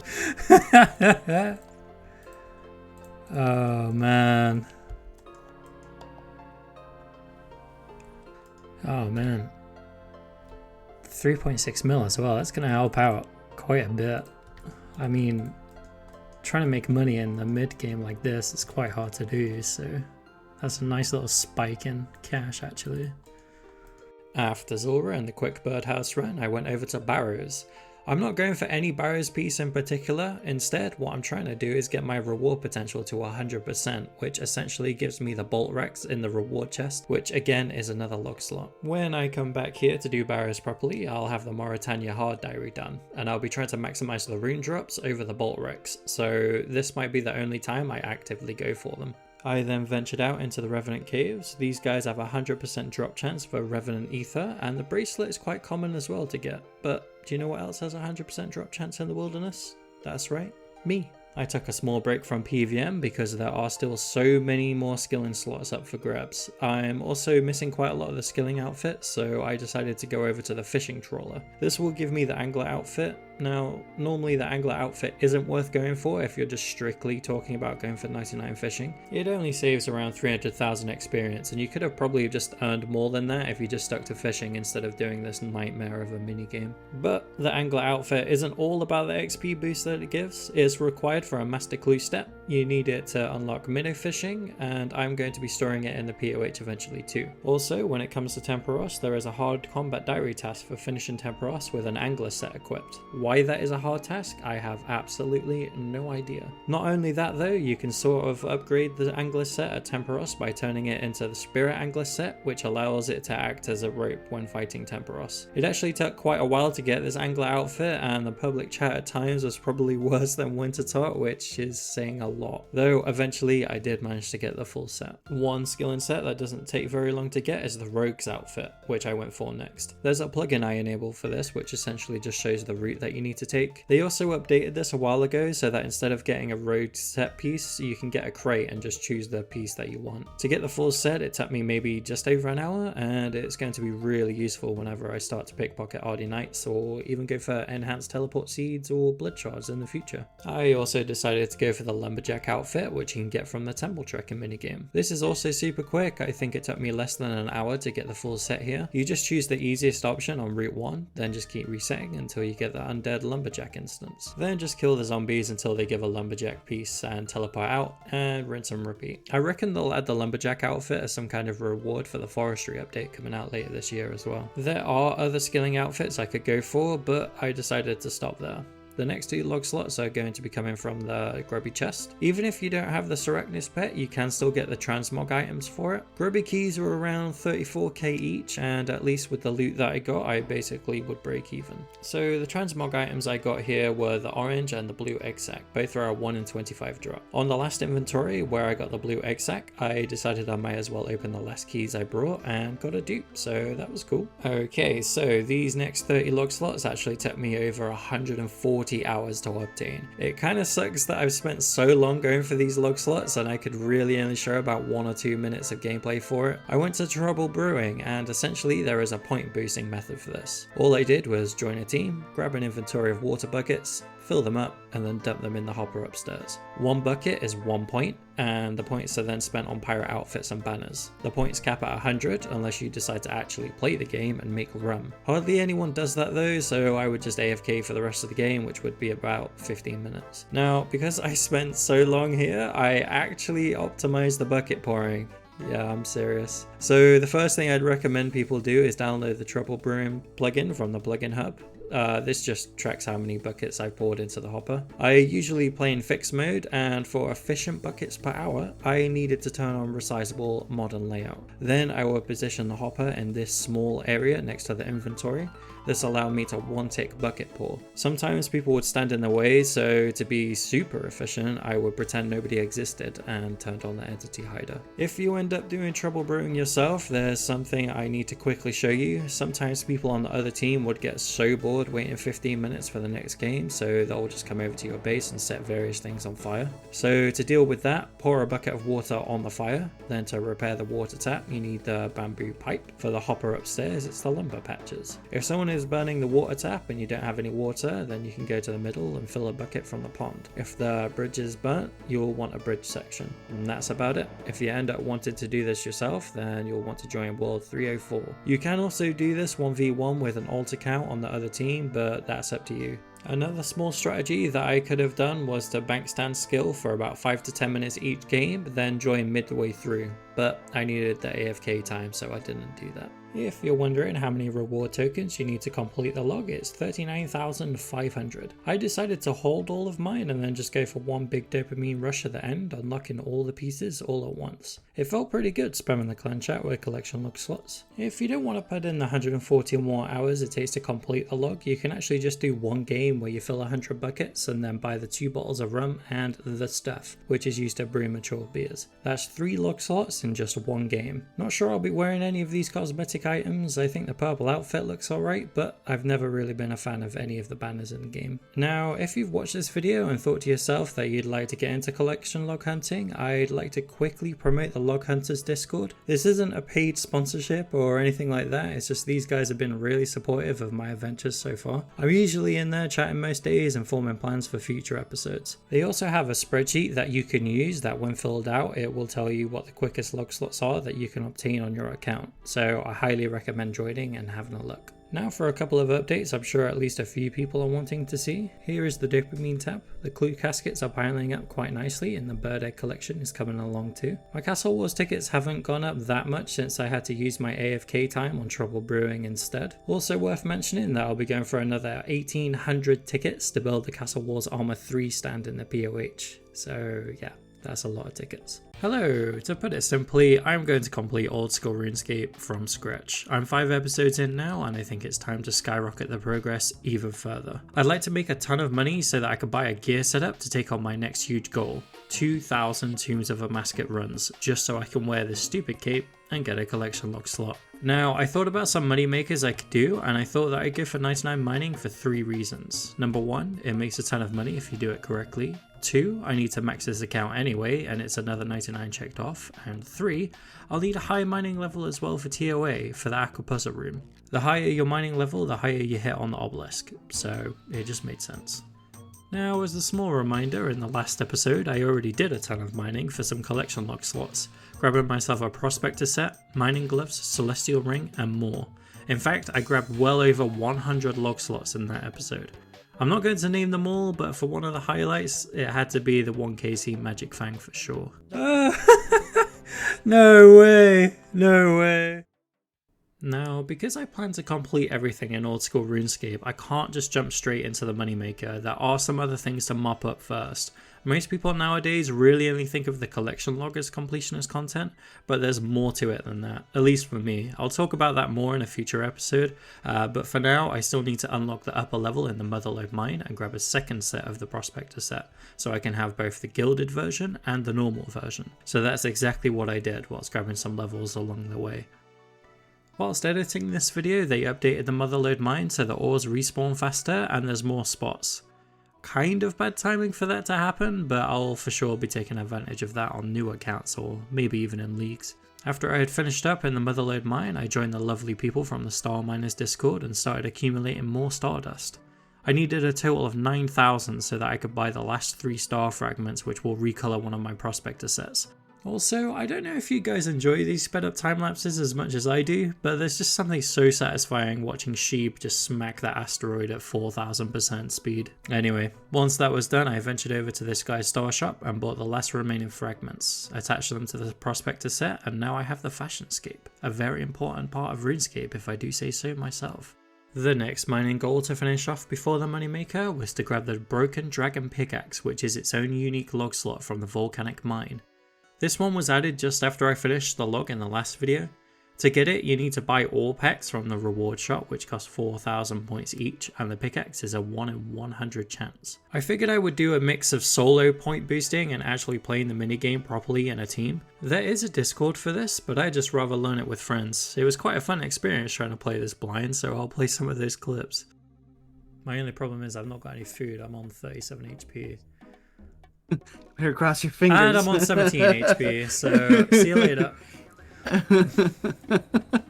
Wait, the wait, stairs I are need the to other go way. Ah, come on! Don't hit me! Don't hit me! Don't hit me! Don't hit me! Don't hit me! Don't hit me! Okay, right, I'm good. Oh, we might not actually make it. 10, Well, I 11. I don't think we're gonna make it. I'm making it. 7, 6, Come on, come on, come on, come on, come on, come on, come on. 4, 3. Ah! You Come guys on, died! come on, get it! I died! I'm on the thing! No!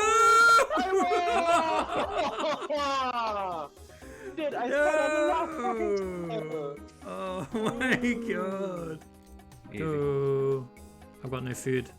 Get me out, get me out, get me out, get me out, get me out. Oh my god. Oh my god. Build the bridge, I got 18 HP. Here, trade for food. I'm good, I'm good, I'm good. Yeah, as long as I don't get hit by I can give you a as long as I brew. don't get hit by an arm crystal, I'm good. Alright, let's go. Who didn't build the bridge? I also need to pee. I think I'm gonna try pee on Boulder too. I mean, I am literally peeing like right now. Just waiting for me. Okay, I'm gonna go for a pee, bye bye.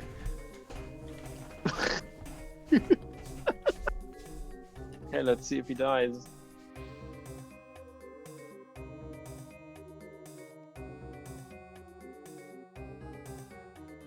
Oh, okay, I'm back. No! You just got back I to fell back into the on thing! Am I dead? Am I dead? Am I dead? I'm dead! I'm dead! I just came back! Oh my god. Right click trade.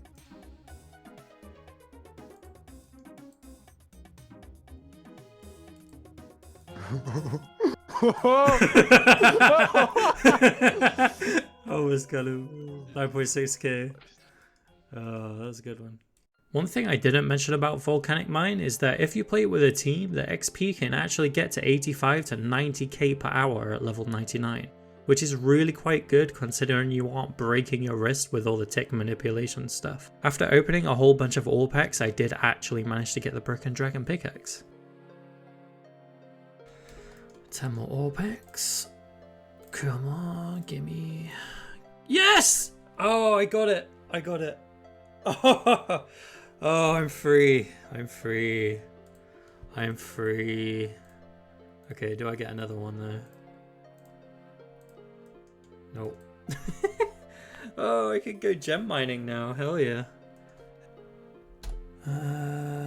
Cost will be about, let me see, I need blah blah blah blah blah blah blah blah blah blah 2.5 mil. Yes, let's do it. To be honest, I don't even know if this would be worth fixing anyway. Well, I mean, you could make like 700k out of it, but I have a plan for this particular.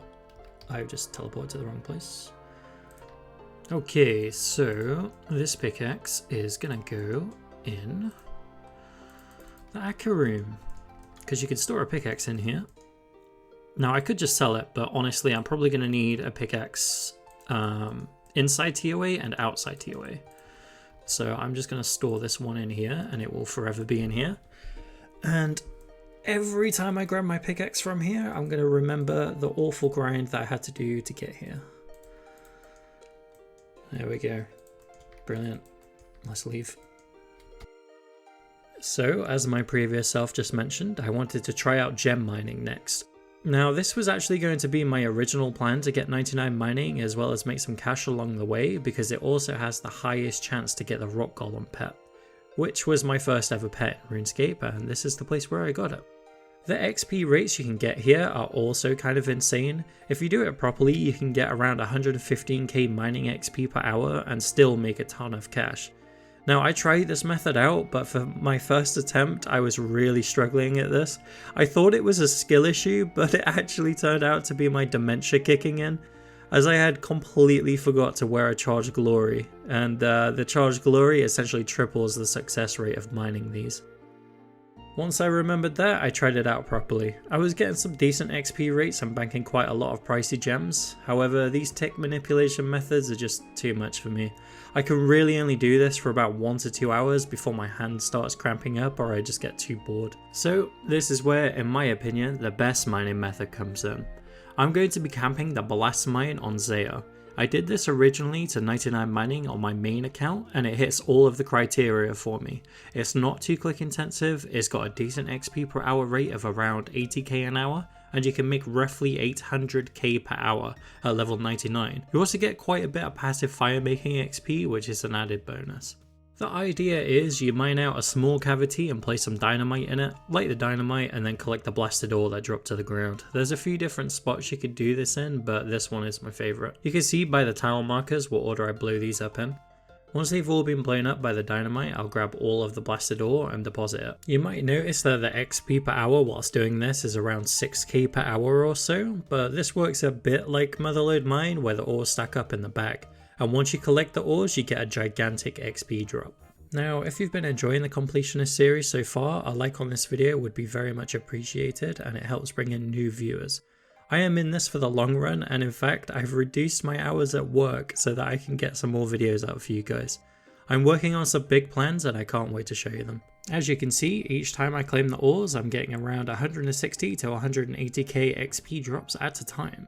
So if your clan is ever doing a mining competition, this is a very sneaky way to give yourself a head start. Just stack up a ton of ore just before the event starts and you'll already be like 2 to 3 hours in front of everybody. Every single time I claim the ores, I do a quick price check and I was getting around 2 mil or so.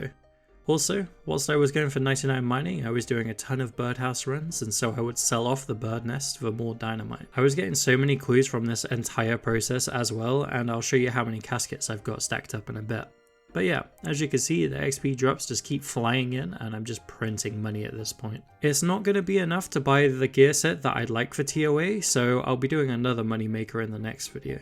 So there it is, I finally got 99 mining. I went straight over to the mining guild to buy my cape. Then I grabbed some extra stardust I acquired and bought some soft clay with it. Then I headed over to Volcanic Mine and bought runite ore with the remaining points that I had. After that I started opening all of the bird nests I had left and chucked absolutely everything on the GE and finished on a total of 93 mil. This is actually the third time on old school that I've gotten 99 mining, but it's the first time I've got 99 without the pet, which kinda sucks. Now, it's been a while since my last upload, and as you guys know, I am always doing not only my birdhouse runs, but my farming runs. I've jumped up so many levels when it comes to farming.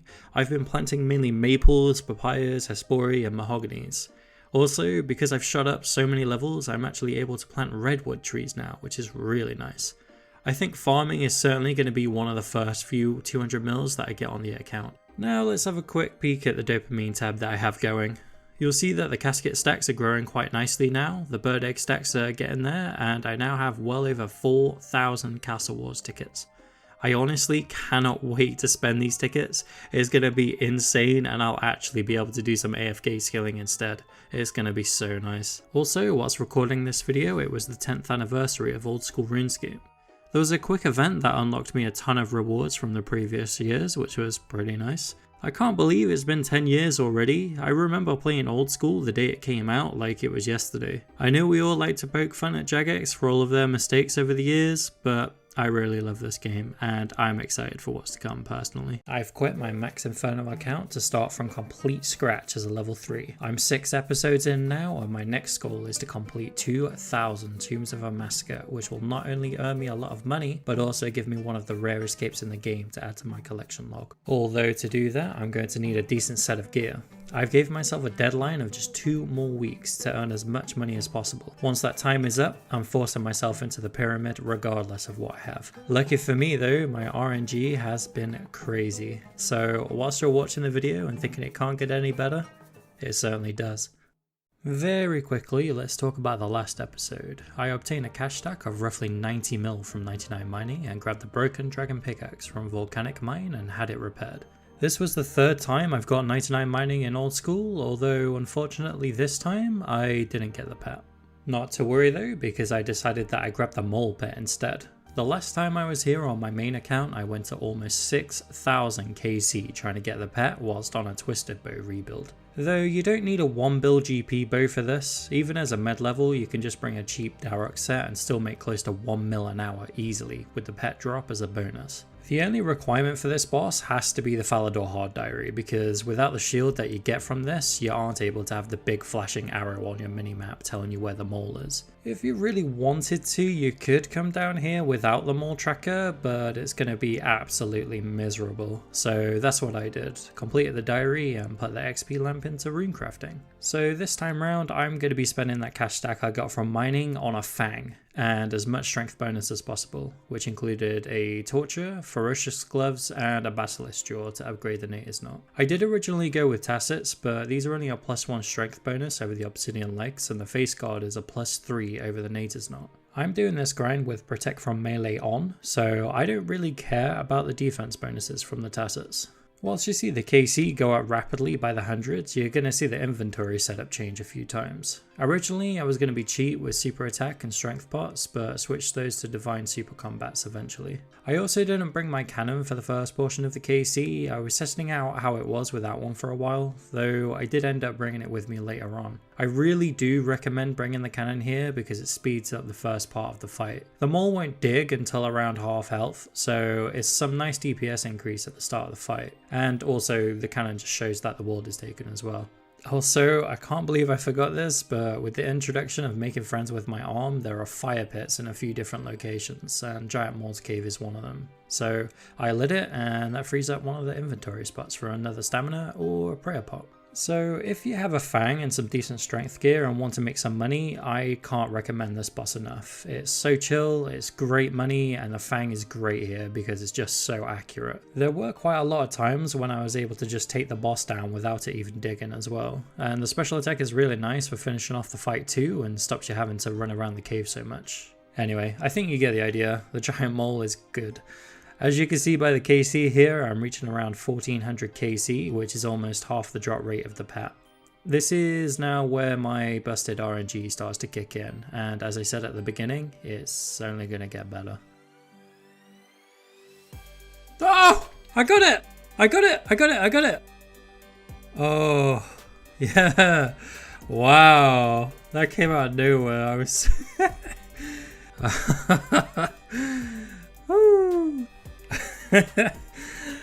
Oh, I was just in autopilot mode. I was just about to go kill another one. Wow. Oh man, what KC was that? 1410. I don't know why, I just wasn't expecting that. I was just... Wow, that really caught me off guard. It was like a jump scare. I was like, oh my god. Okay, well, what next? What next? Let's think about it. As you can tell by my reaction, I wasn't really expecting to get the pet so early on, though I did have plans in place just in case this happened. So whilst I had a look at my list of backup plans and deciding which one to take on next, I did some fly fishing at Barbarian Village and later on some RD Nights. I did this to hit 1850 total, as well as make sure that rune crafting was still my lowest stat for tiers of Gothics. So one of these backup plans I had stuck out to me, and that was 99 cooking. Now a few of you must now be thinking, how do I have the time to do that as well as get back into PVM for some busted RNG drops? Well, let me show you. I spent just 3 days one-tick Karambwan cooking. At the start I was hitting around 700k XP per hour, but this went up to as much as 950k XP per hour. This is way more XP than Wines, and this actually profits too. I decided to take on this goal because of the small bit of profit, and it's another 99 under my belt. Remember, this is a completionist from scratch series. Eventually that also means 200 mil all. I spoke last episode about farming likely being one of the first 200 mils, and cooking is going to be another one for sure. But for now, I'm just grabbing the 99 real quick. I gotta say, I suck at Karambwan cooking, but this is quite a simple method. Just line up the inventory so that the bottom row is next to the range or the fire that you're using. You might suck at this as well to start with, but eventually you just go into a kind of zen mode and the XP just starts to skyrocket. Maybe it was all of the mining I did in the last episode or being trapped in that cave with the mole for too long, but I'll admit, I found this kind of fun. I just went into a really nice flow state, and before I knew it, it was over. I went to the cooking guild to get the 99 cake with a few clan members. And also, is it just me or are 99 parties kind of dying out? I remember going to one almost every day with like dozens of people, but you just don't really seem to see that very often anymore. Anyway, after the 99 cooking grind, I went back to fishing to have a look at the list again, whilst reminding myself I am on a deadline. I quickly decided for the next goal I was going to start the Barrows grind. I thought about doing 100 KC every other episode, but to prepare for that I need to complete the easy and medium combat tasks as well as the Mauritania Hard Diary. The combat task will unlock the Gommel's Hill, which will stop prayer drain at Barrows, and the Mauritania Hard Diary is for the increased rune drops. And so for the combat diaries I need to take on a whole bunch of different bosses, and as you guys can probably guess, this is where the RNG starts to kick in again big time. I started to prep for the combat achievements by selling off all of the cooked karambwans and the rest of the junk in my bank, including bird nests from the birdhouse runs. I also sold off my whip because I have a Fang now. Can't believe these are almost under 1 mil now. That's kind of crazy. With the money I bought myself a trident upgrade, but I won't be using that just yet because the first place I went to knock out some easy and medium tasks was Temperos. All of the tasks here are pretty self-explanatory, nothing too difficult. One of them includes having a full angler set equipped, and that is actually a hard task, which I find a bit weird. So whilst I show some clips of me knocking out a whole bunch of miscellaneous combat tasks, I'd like to let you know that I've created a Discord. So if you want some regular updates and sneak peeks at what I'm doing next, or to join some community events or my clan, then have a look for the invite link in the description. But back to the task now, I had to get myself 72 Slayers so that I could boost with a Wild Pie to 77 to take down the Brutal Black Dragon as well as some other Slayer mobs. Then after that, it was time to take down Skatizo. There was only one single totem in my bank, so I had to make it count for all of the tasks combined. If I mess this up, I'll be wasting time that I just don't have on trying to get another one. I was quite worried because one of the tasks is to make sure all of the altars are down whilst I finish the fight. Oh my god. They just keep spawning. Come on. Oh my god, this is never ending, man. Okay, come on, finish him off. Finish him off. Come on. Don't pop up, don't pop up, don't pop up. There we go, that should be all 3. Yeah, nice one. What do we get? Oh, you're joking. Oh, of course, of course. Of course. Hell yeah. I kind of felt like that was gonna happen as well. Oh man, this account's RNG is so much better than my last account. That's so good. Oh. Hell yeah. I'm not sure what it is with me getting 1kc drops, but I'm not gonna complain. Again, like I said at the start, there's still even more drops to come too. Anyway, next I had to farm some keys for the free-to-play bosses, and it was at this point I just felt lost in the RuneScape grind, but in a good way. It's like, my main goal is to do TOA, but to do that I need to get money, and to do that I chose to do Barrows, but to do Barrows efficiently I have to do combat tasks. But to do these specific tasks, I have to grind out these keys. My friends were watching me on Discord farm these keys and asking me when I'll be at TOA, and it's like, come on, what do you think I'm trying to do? But before spending those keys, I decided to mop up a whole bunch of other bosses real quick, being Sarachnis, the deranged archaeologist on Fossil Island, which I feel like a lot of people don't even know exist. Then the crazy archaeologist, which is basically the same boss, but he's in the wilderness. Didn't get any ward pieces or the fedora drop from this guy unfortunately, but then it was time to take on the Chaos Fanatic, which also drops ward pieces and a small chance at the Chaos Elemental pet. Although, again, I didn't get them this time around. Which is fine because I'm hoping to do one big mega episode on the wilderness at some point in the future. After all of that, I started spending the keys I grinded earlier. I tried to get as many tests as possible per key. Remember, I'm on a deadline here and I don't have time to farm more keys. There is a task for both of the giant bosses to beat them on a free-to-play world, which means I got to wear some really nostalgic gear, and I have to say, I absolutely love this. For the next Biofighter task, I had to finish the kill with Venom, so I bought a Cert Palm for this as I was going to need one anyway for the upcoming Dagannoth King tasks. The rest of the tasks were pretty straightforward, and luckily I didn't have any hiccups along the way. I then went to Shamans for another couple easy tasks, and then it was on to the Dagannoth Kings. Not gonna lie, I was a tad nervous about this because I haven't been in years and I'm in much worse gear and worse stats, but it went perfectly fine. Setting them up is a bit of a hassle, but once you start the rotation it becomes quite easy. And you know what else is easy? Getting an Archer's Ring apparently. That's almost 4 million GP towards the TOA gear, and that is just so nice to see.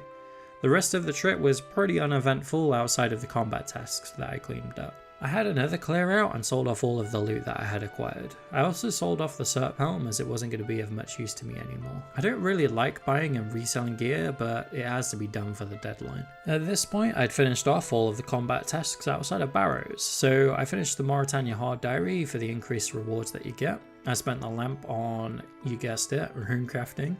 Then I bought myself some Alks from a friend so that I could get some extra magic XP too. I did a few Barrows chests which finished off the easy combat diary. I spent the XP lamp on, yep, that's right, rune crafting. And then started the grind for the medium diary and got some very nice back-to-back drops. Ooh. Oh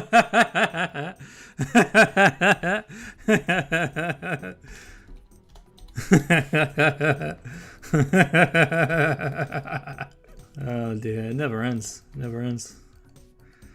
Hopefully it stays this way when I get to TOA and get some big drops. Okay, but what about the back-to-back-to-back? Let's go, come on.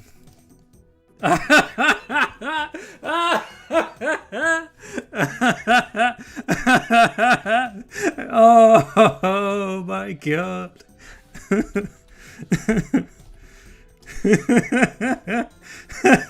You disgust me.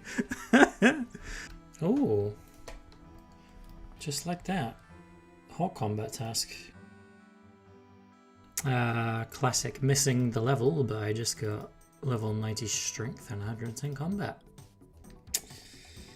Well, I wanted to get the other achievement with that one, but we kind of screwed it up, so let's try again. Oh, oh, any luck? Oh, Guthan's plate buddy, nice. So the most annoying task here is to not get hit by any of the melee Barrows brothers, but there is a great method that I found. Essentially, get yourself a dragon spear and stun them as soon as they spawn. Then run to the opposite side, wait for them to break the stun, then have them come towards you and you just freeze them. At this point, hit them 4 times with your trident just to be safe, and then if you haven't killed them, you just get ready to run to the opposite side again. Then rinse and repeat. It also works on the reward chest too, you just have to get lucky and hope that they don't appear in the tunnels. I got screwed by that quite a few times actually. Now that was the last task I needed, so I went to go claim the reward. The hill is so nice because it stops the prayer drain at Barrows, and there are other rewards tied to the combat tasks too, which are really handy, including better clue chances, more bosses assigned on Slayer tasks, more pest control points per game, and for the medium diary, a slight increase in how many cannonballs you can hold, which is a pretty decent one.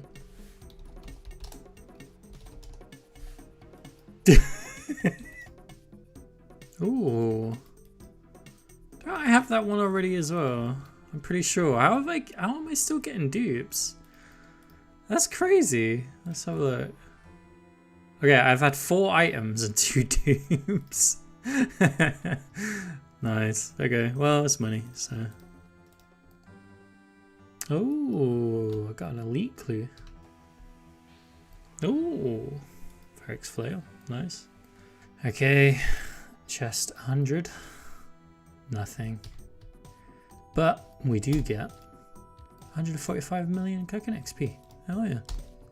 The total loot for getting 100 KC at Barrows should be on screen. I think Runelight missed a couple of KC, but yeah, that's it for the most part. I think I made more money from the diary grind than I did from Barrows itself, though I'll be going back in the future to finish off the log for sure. At this point, I did another bank sale, selling off anything that wasn't going to be relevant for the TOA grind. I had a few hours left on my 2-week deadline, and so I decided to get 80 prayer.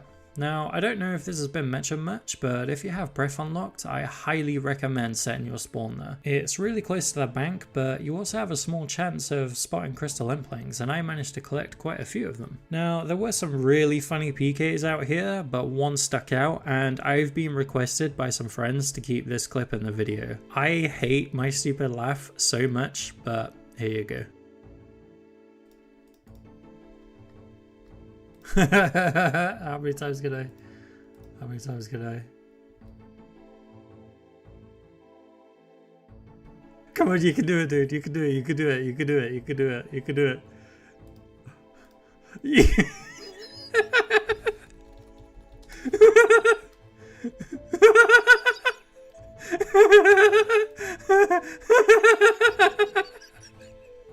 Come on, you can do it, dude. You can do it. You can do it. You can do it. You can do it. Come on. Come on. Come on. Come on.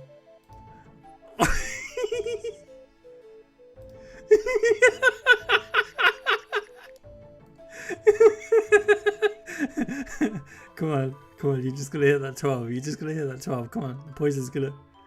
The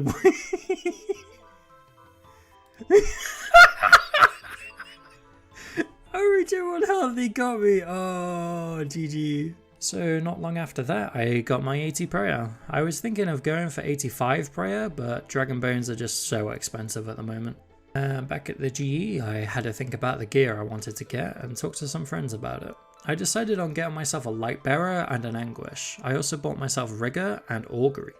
Rigor is the best range upgrade that you can make, honestly. I have a lot of leftover cash, and one item that I really wanted was a Bandos God Sword, but it's just so expensive at the moment and I didn't have enough cash. However, with the theme of getting lucky, I went through my bank one last time and sold off all of the scraps, and it was just enough to buy the BGS. I mean, I could have just sold off my Blessed Boots or the Berserker Ring, but I mean, that just would have sucked. I'll quickly go over some other interesting bits that happened recently too. I've been editing for an extra week on top of the 2-week deadline that I gave myself, and I got a few farming levels, and I'm now 96, which is absolutely amazing. I also got a couple of hunter levels from the insane amount of birdhouse runs that I'm always doing, and during one of these birdhouse runs I ran past my fiance, who is maxing her Iron Man skiller. Herbivore is currently the best option for Herblore XP on an Iron Man skiller, and she's now at 50 million hunter XP, which is a little over 14,000 Herbivore KC. She's gotten 4 pets in that time too. There will be a bonus video out in the future about Tara's account, so keep an eye out. We also had a clan member get almost every single 99 all at once, which was incredible to witness, honestly. Speaking of the clan though, it was recently our 14th anniversary. I started this clan way back in RuneScape 2, and to celebrate we did a small drop party and some castle wars. Again, if you're interested in joining or you just want a Discord to hang out in, then there is a link in the description. Also, I think almost every single one of my episodes so far has had a RuneScape event in it, and this one is no different. It was the Easter event this time round, and I unlocked all of the previous year's rewards. Also, a little look at the dopamine tab. Caskets haven't gone up much since the last video, but I am now at 5,000 Castle Wars tickets. I'm saving all of my Castle Wars clips for a video in the future, and I'm also hoping to run some events in the future too. Anyway, here we are, the start of 2,000 Tombs of a Mascot, and this is the gear that I ended up with. There are some obvious upgrades to get, like an Ava's Accumulator from Vorkath, and I may switch out the Obsidian legs for tank legs depending on how I get on. If there was ever a time to subscribe, it's now, because I just know that this grind is gonna be incredible. Now, on my old account back when TOA came out, I was there day one. I made so much money as well. I remember a clan member getting a ward and selling it for like, I think 240 mil. We also got a few fangs that we sold for 300 mil a pop as well. I even got so comfortable doing the raid that I would kick bosses to death in a cow outfit, which funnily enough actually got us a purple one time. However, that was a long time ago, and whilst creating this new account, I haven't really done any higher level PvMing outside of a couple of entry mode raids for mini quests. I knew I'd be rusty, but wow, did I completely underestimate just how rusty I really am. I went back to entry mode for a couple of raids just to get to grips with the mechanics again, but not only did I have to completely relearn TOA, I also had to start unlearning some things too. And what I mean by that is when I was learning TOA on release, a lot of the methods weren't really known, or if they were, me and my friends didn't bother to learn them. And so I had a decision to make. I could just jump into a bunch of high level raids and have my friends carry me, and you know, don't get me wrong, that's very likely going to happen in the future, but I believe it's going to be quicker and easier for me to relearn by slowly building up the invocation level back up for myself, and so that's what I did. And after completing the entry modes, I then went back to my first level 150 raid.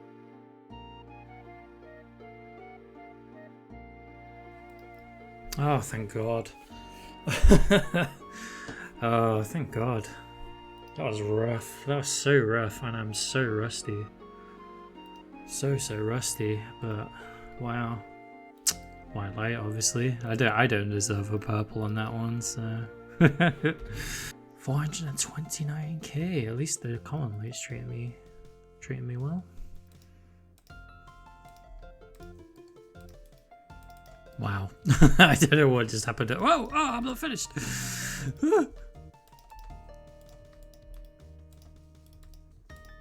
Oh. Okay. I don't know why I thought it was dead at the end there, but okay. Ooh, Cache of Runes. New log slot as well. Let's open it. 1466 blood runes. Oh my god. I really need a better range level. That was not fun. That was not fun. And I think I ran out of salt towards the end there. Yeah. God damn it. No purple, obviously. After those first few raids, I sold off all of the scraps in my bank for some supplies, and then I switched out the obsidian plate legs for Torag plate legs, just for some extra defense. I did a couple more by myself, and then I was feeling somewhat confident, and brought in a friend to help speed up some of the kills and to help demonstrate some of the newer methods for me. Okay, what do I can just run when it comes to that now. And we go back. Okay, I picked that up pretty quickly. I'm just gonna drink that to be safe. Better safe than sorry. I wasn't pretty range.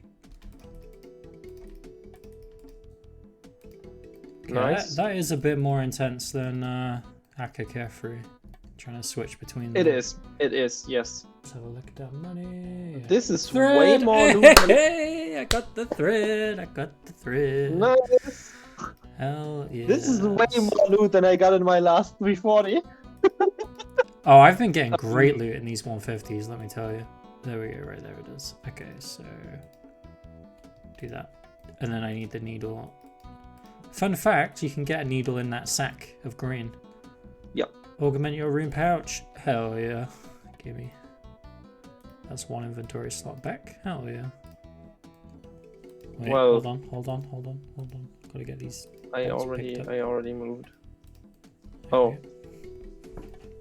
That's 3k.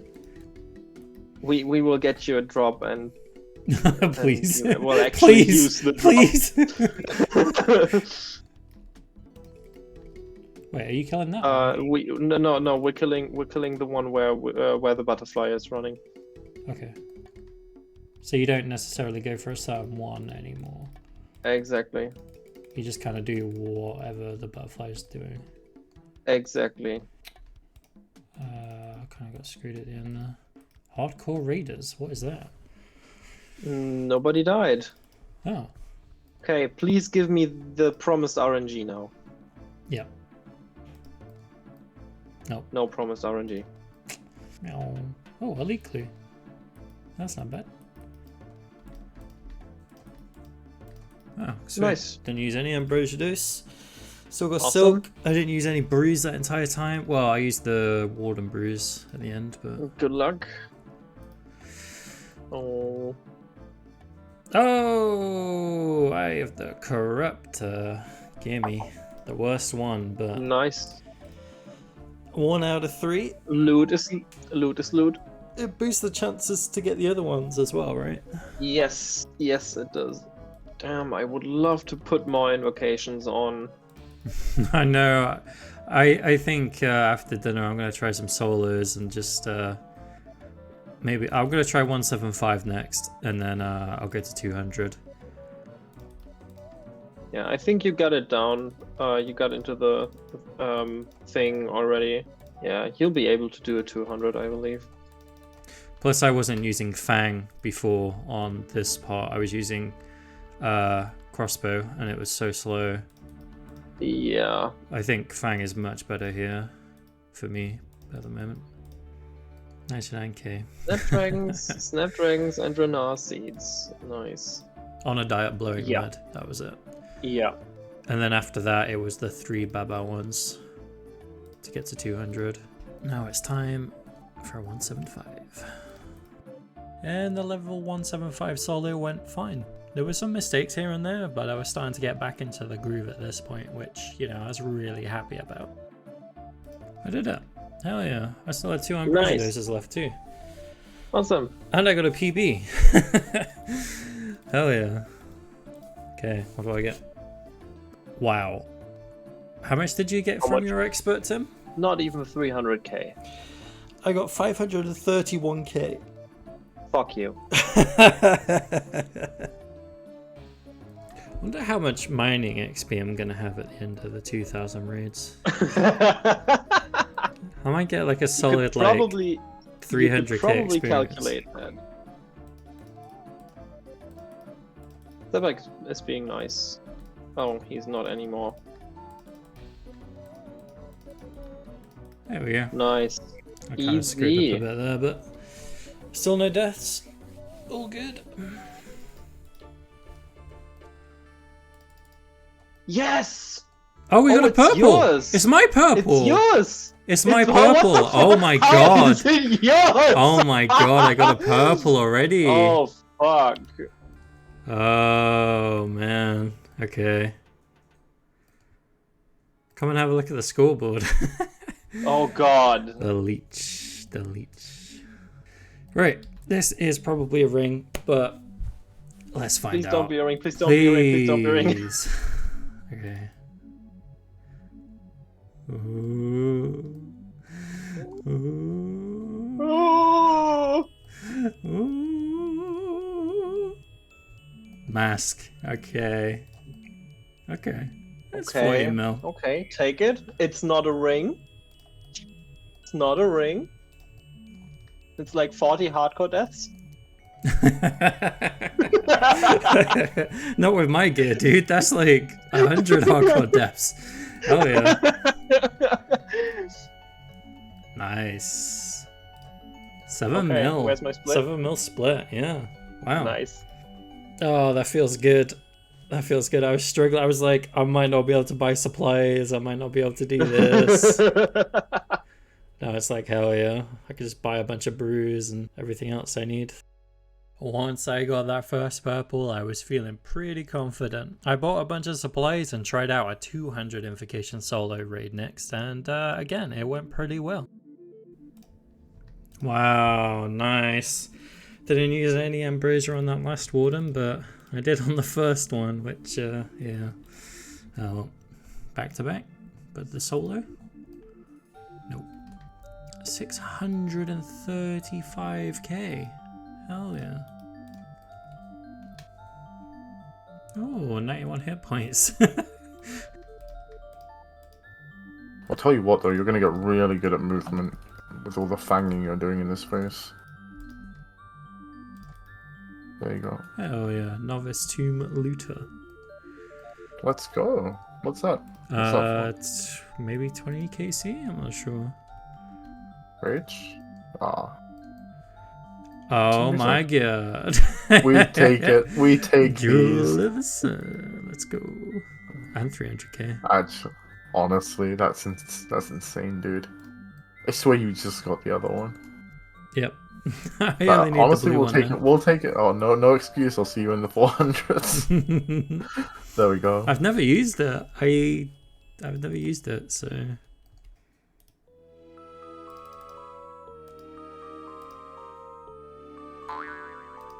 No! What? What? What? You What the fuck?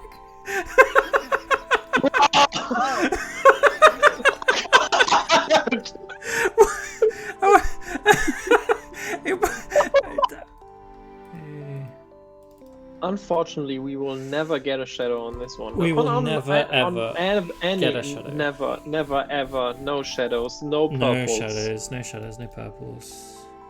Yeah. Actually, not. God damn it. Oh. I got another thread of Eladinus. Yeah, but look at the chat. I just got the breach. I got all 3 gems. So you, fuck you, fuck you.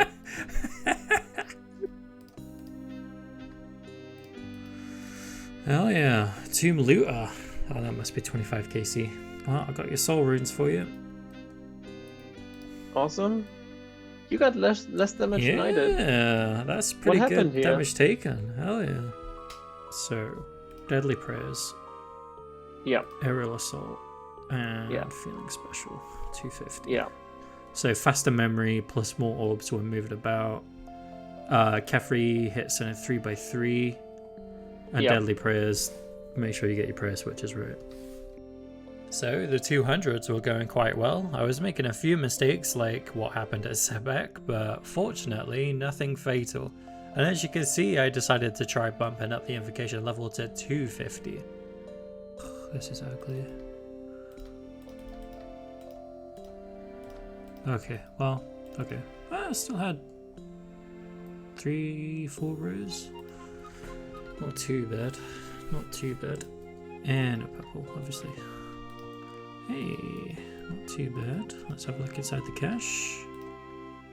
Hey, that's really not too bad. How much is that? Oh, got a mil. Hell yeah.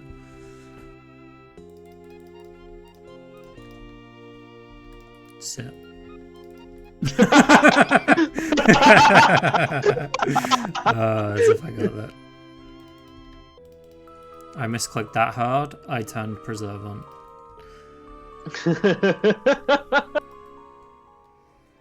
250th normal. No purple. Tim, look. Oh. I got a second blue gem. I'm on 38 KC.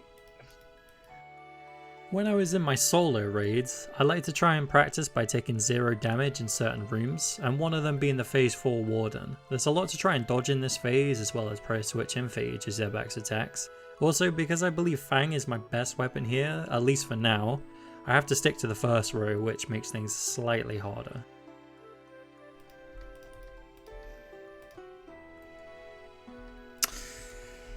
Okay, I finally did it. No damage. It's dumb. I didn't need to do that, but it was fun. No purple. 300k. Pink. Nice. Nice. Novice Tomb Raider. Interesting. Not sure what that is. Could that be 50 including entry? 400k? Not too bad. Oh, another jewel though. Okay, that's a pretty stacked chest actually. Nice.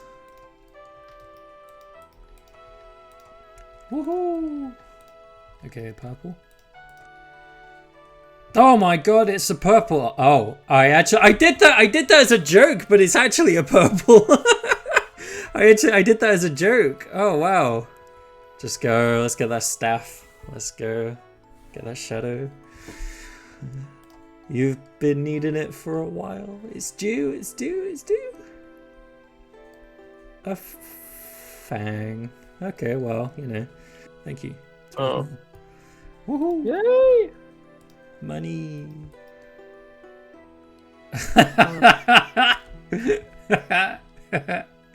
22k and my 3rd Jewel of the Sun.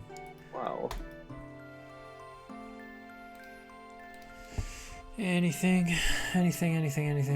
Purple again! Purple again! I'm not gonna say it. Oh, I was gonna say I've not seen a ring yet. God damn it. Yay, 2 mil.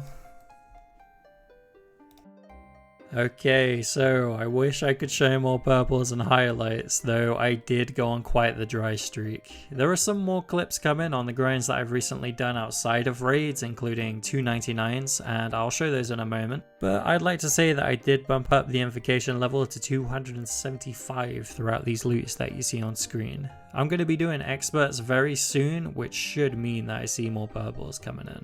And whilst doing these 2000 raids, I'm gonna switch it up every now and then by working on the maxing grind or going for a pet on the side. That way it's not just an entire year of TOA videos. Not only that, but as soon as this video goes live, I'm gonna be working on my side series too. Okay, 100 Tombs of a Mascot, only 1900 to go. Can I please get a solo purple for the last one? No. I gotta step it up. I gotta get past the baby raids, get into the 300s, 400s maybe. Yeah, I just gotta step it up. Gotta try and get a Bofa maybe. Bofa could help me push towards the higher levels. We'll see, we'll see. Okay, time to sell the loot. I've got a bunch of bird nests from all of the bird houses I've been doing, so I'm just gonna empty all those real quick.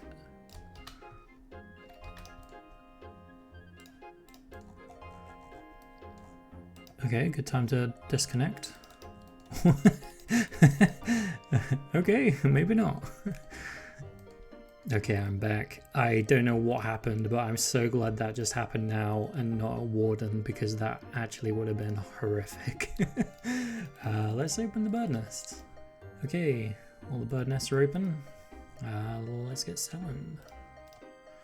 Okay, so I just sold off my loot tab. I'm just gonna have a look around my bank for some junk to sell off as well and see what kind of a cash stack we've got. So I ended up with around 30 mil cash stack in the end, which is still a long way off the Bofa, but there's still a lot of upgrades that I'm going to be able to get, being the Avaz upgrade from Vorkath, the Kandarin Hard Diary for more bolt specs, and I'm also going to be getting up my magic level through the Mace Training Arena, which should help out a lot with Akka and P2 Warden. But for now, let's have a look at what I was doing outside of raids. First off, I decided to get my thieving level up to 70 at Ardy Night so that I could keep runecrafting as my lowest skill for Tears of Gothics. And also, here's something you may not have seen coming unless you're in the Discord or follow me on Twitter. I decided that whilst I was at TOA, I'd pick up a bank standing skill, because sometimes myself or the people I'm raiding with don't want to instantly go straight back in and want a 10-minute break. So instead of wasting XP, I'd cut some logs instead. It was also quite nice because I was going to Eurovision with my fiance, and we also had a total XP competition in the clan, so I decided to just keep fletching, and before I knew it, I was 99. And another skill that I finally maxed was farming. This was a long time coming, and despite getting 99, I still haven't unlocked the bottomless bucket from Espori, and I'm at 80 KC. I also still need to get the farming outfit from Tithe Farm, especially now that they've changed it so that it's solo instances for everyone. And as the last level up outside of TOA, I managed to get 92 Hunter, which now that I'm thinking about is kinda crazy considering I haven't really done any Hunter at all. I've literally just done birdhouses for the majority of it, trying to stack up those god eggs. And speaking of god eggs, let's have a look at the dopamine tab. There's a couple of new additions to the tab, including the Master Casket, which I got from swapping out an elite that I couldn't do. Obviously there's the gems and the thread too. Now these do alch for 180k, but I'm just going to keep them and just see how many that I can stack up over the TOA grind. The Castle Wars ticket stack hasn't changed a whole lot because I was mainly doing fletching as well. The first thing I want to show you is a clip from a quartermass that I hosted for the clan just a couple of days after the last video went up.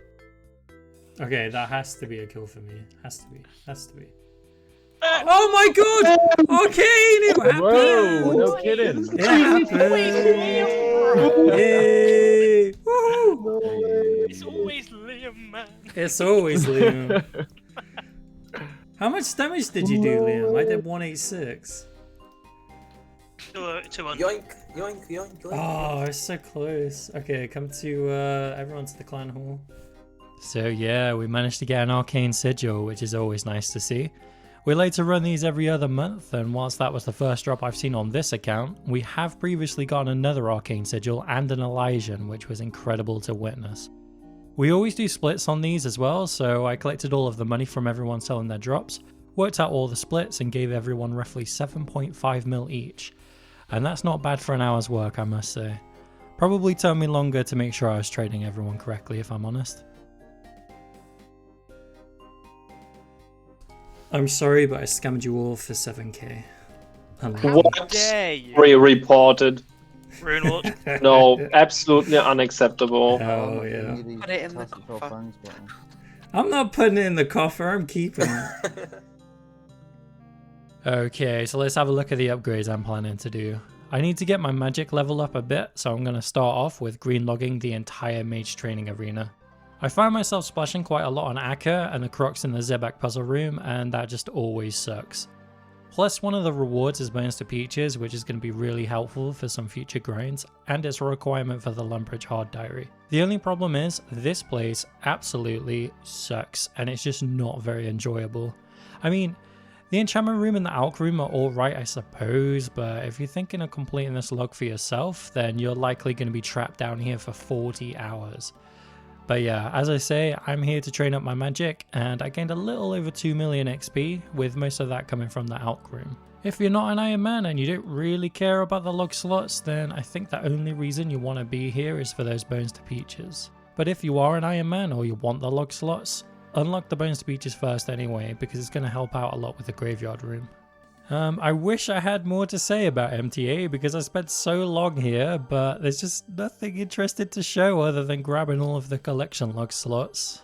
Speaking of which, you can bank all of the points you need in each room for completion, but annoyingly, the enchantment room caps out at like 16k, and you need over 25k at once after unlocking bones to peaches. But it's all good because I got to stand there enchanting in the most peak fashionscape imaginable. Once I had enough points, I went back to the reward shop and grabbed the rest of the collection log slots, being the ones and the mage's book. Then after that, I sold everything on the GE and made a profit of around 10 mil, which is always pretty nice.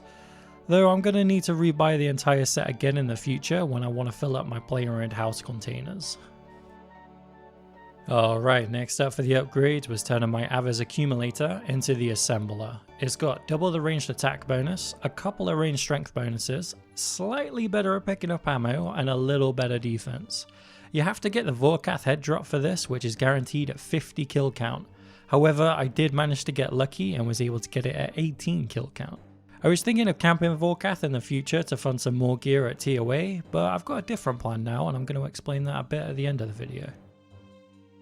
Okay, next upgrade is a little bit niche, but it's still pretty good. My current ranged weapon is the Dragon Crossbow, and let me tell you, there is no better feeling than hitting 100 damage Ruby Bolt spec on a scaled Zebak. With the Kandarin Hard Diary, it increases the chance of hitting those bolt specs, so I decided I'd complete that next. I already had all of the requirements, so it was a pretty quick one. I even did some of the Barbarian training too, and unlocked a collection log slot being the Granite Plate Buddy. I'll be doing the rest of the hard diaries another time, but for now I dumped the XP lamp into rune crafting. So with all of the upgrades out of the way, it was time to head back to the tombs. I did a couple of learner raids to start with, helping out a couple of clanmates. Unfortunately, no threads or gems for them and pretty standard loot. You might notice I don't have some of the upgrades I just got in these clips, and that's because I was sending some raids whenever teams came up whilst going for the upgrades. Anyway, after a while I was feeling confident and wanted to raise the invocation level, so we did a 295, which ended up becoming quite hectic. I'll go bottom.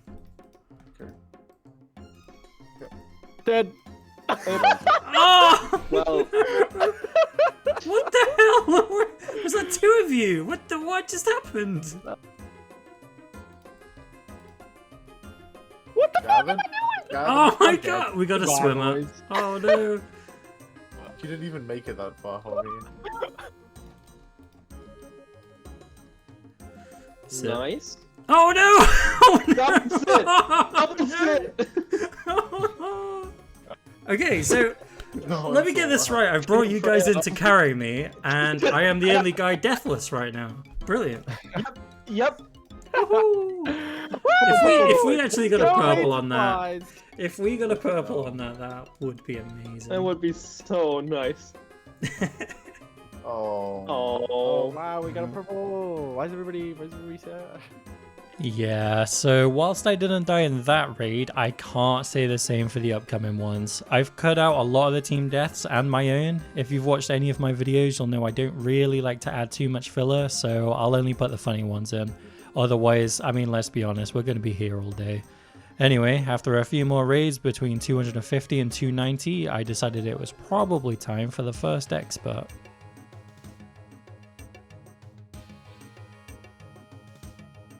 The boulder! Oh, I fucked up. My bad. I'm going to. Go on. Oh, I just got hit through. Join me, Tim. Join me. Tim, you good? Tim! Tim, what is going on? Cheap with the hard carry. Wait, what? Are you dead as well? I died ages Guys, ago. this is my first expert. You're supposed to be carrying me. This is how you learn to swim, man. Oh my god. Just throw him in the water and let him drown. Just red X. 2 tiles under, 2 tiles out. You got this, man.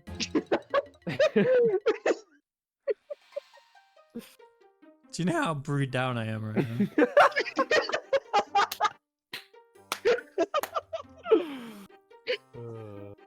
So easy. Yeah, actually. Revive me, I have ray gun.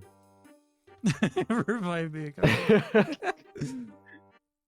He Okay. actually did it. Wow. There Well, at least we died early in the raid, so we didn't lose that many points. Yeah, you think that's my only death, man? Hey! You don't know what I have in store for Are you. you threatening me with dying? Yeah, think of it as a, I don't know, something. These dumb Yeah, questions. you can't get me, man. I'm not trying, Trying your heart genuinely out. not even trying to. I'm just doing what I'm doing. Just like even hearing you giggle after it. I know. You go like, ooh, you're not making it out of this one. Yeah, new challenge mode. Try to kill your teammates in TOA up, but still making the raid. Okay, that one Like, was. Literally last tick, he just dart, bro. There are 2 prayer points. I just can't believe it. I feel like he's moving so fast, but I don't have a thrall or anything. We must just be I'm the cooking. thrall, dude. I'm the thrall.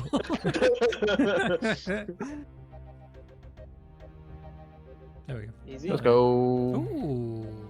I get to keep my money. Combat task. 4 points. Oh, nice. Which one? Expert to expert. Ba-da-ba. Nice. No purple.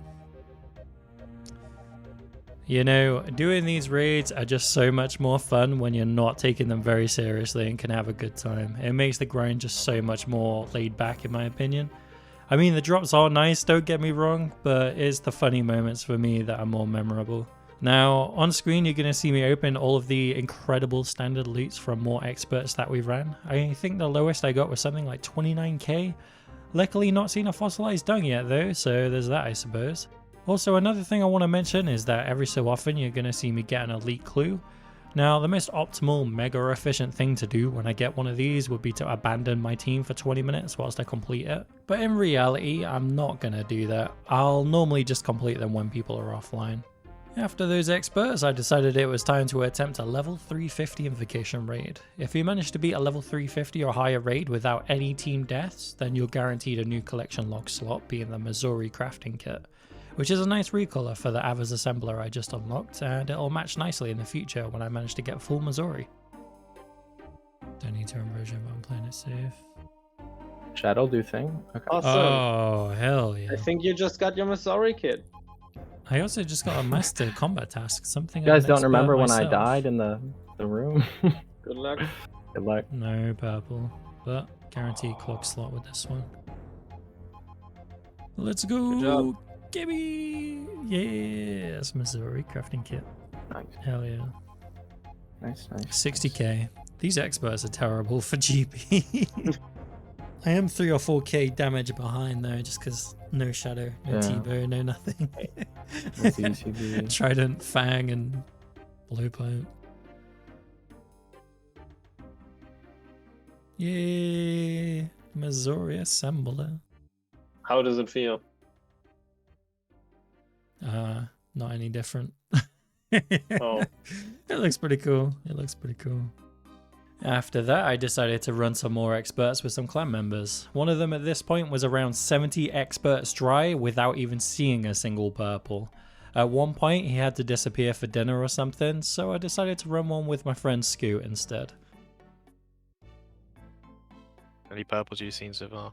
Many? Okay, I've seen three purples. I got the first Okay. one on like 17 KC. And then I saw 2 purples, which was a Fang from Tim and a Lightbearer from Jensen. But that was at 60 KC. I'm now at like 120 something. Tim's not seen a purple in like 60 or 70 experts. Jensen's not either.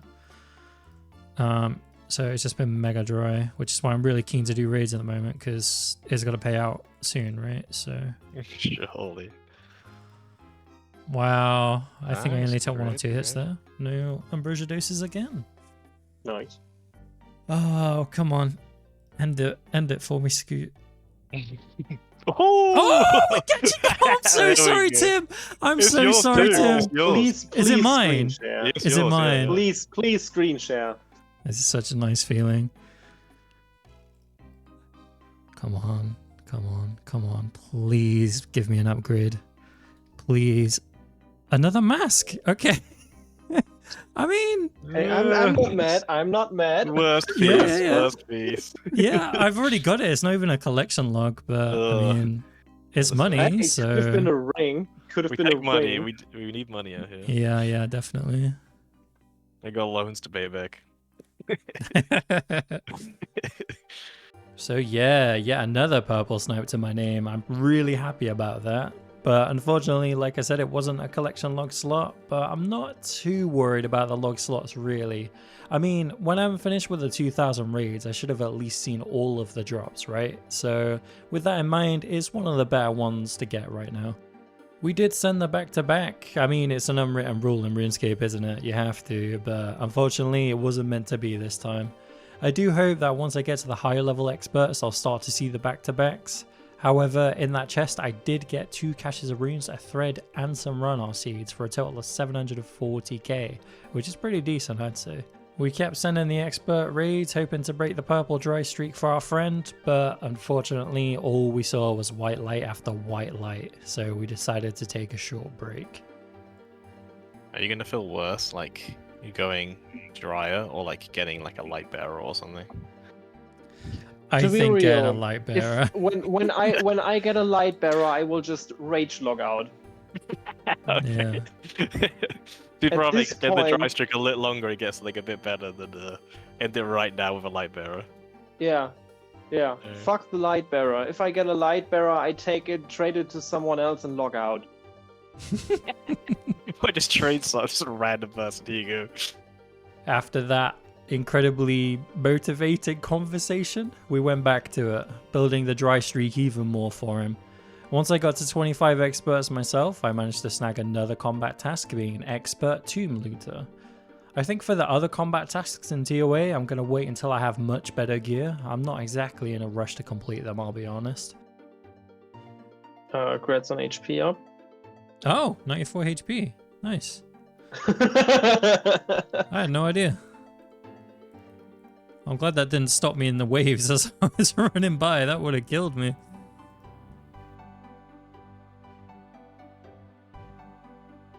Very nice, very nice. Decent time as well, I suppose. Good luck. Good luck. Yes. Oh, here we Fucking go. Finally. Here we go. And it's yours, Tim. Finally. And it's yours. Good luck, man. Good luck. Let me stand Okay, here. let's go. Yeah, no milk. And you've been waiting too long for this. Come on.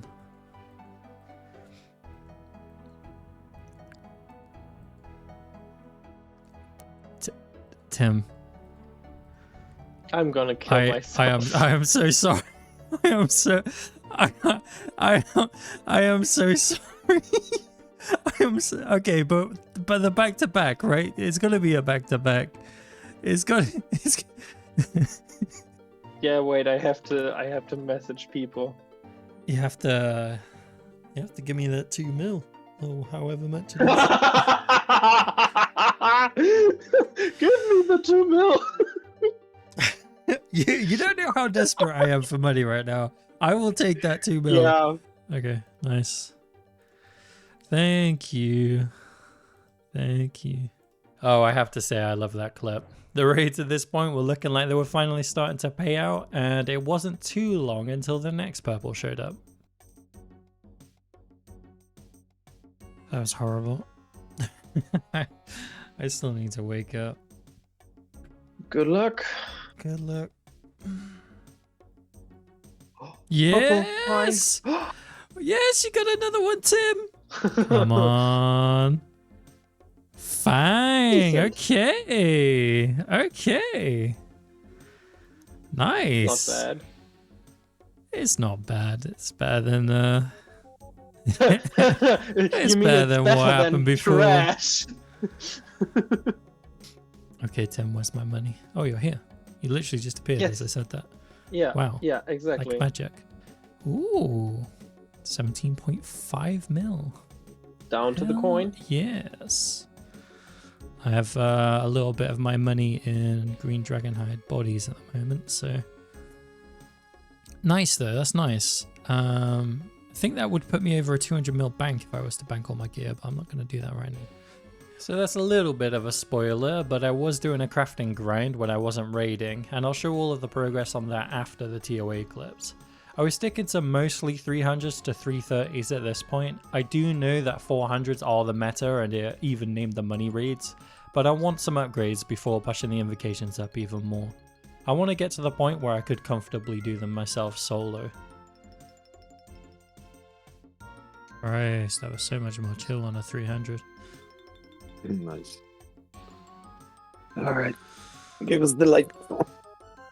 Give us the purple light. Oh, yes. Yeah, of course. baby. Is it Let's mine? go. Yeah, it's yours, bro. Holy, I'm sniping so many purples from people. Come on, come on, come on. Ah, Wait. it's a clock slot. Still 2 mil though. 2 mil's not bad for me at this stage. Thank you. Nice. It's always so nice seeing that purple light, and the dopamine really starts to hit when you realize it's yours. But after some more uneventful experts, I went back to doing some solos around the 260 invocation level, as it's what I'm most comfortable soloing right now with my gear and stats. Okay, another one down. I think for the next ones, I'm going to use thralls just for some better DPS. No purple. Because I'm really only barraging in the monkey room and maybe for the Zebek puzzle. That's an awful chest. So I think I'm going to try out thralls because it's going to help me out in so many more places, like, well, basically everywhere else. So I'm going to give it a try. Oh wow, level 96 strength. I didn't even see it come through. This is where thralls might suck though, because I can't freeze those crocs. But I have leveled my mage, so hopefully I can just finish them off with a trident.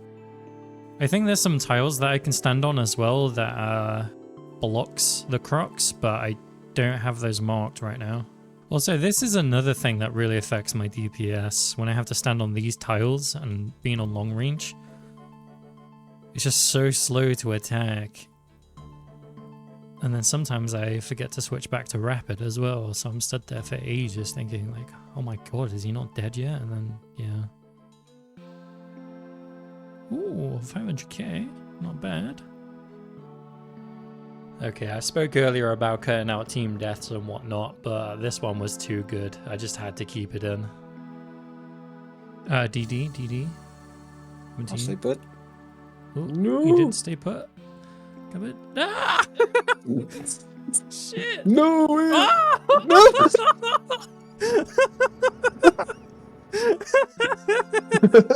Oh my god. Jesus. Oh, that just happened. Nice. Okay, I summoned the throw right at the end. Whoops. It gets a bit hectic during that. Okay. What we got? Purple. Yes. Hell My yes. name. Let's go. Dude, you're so...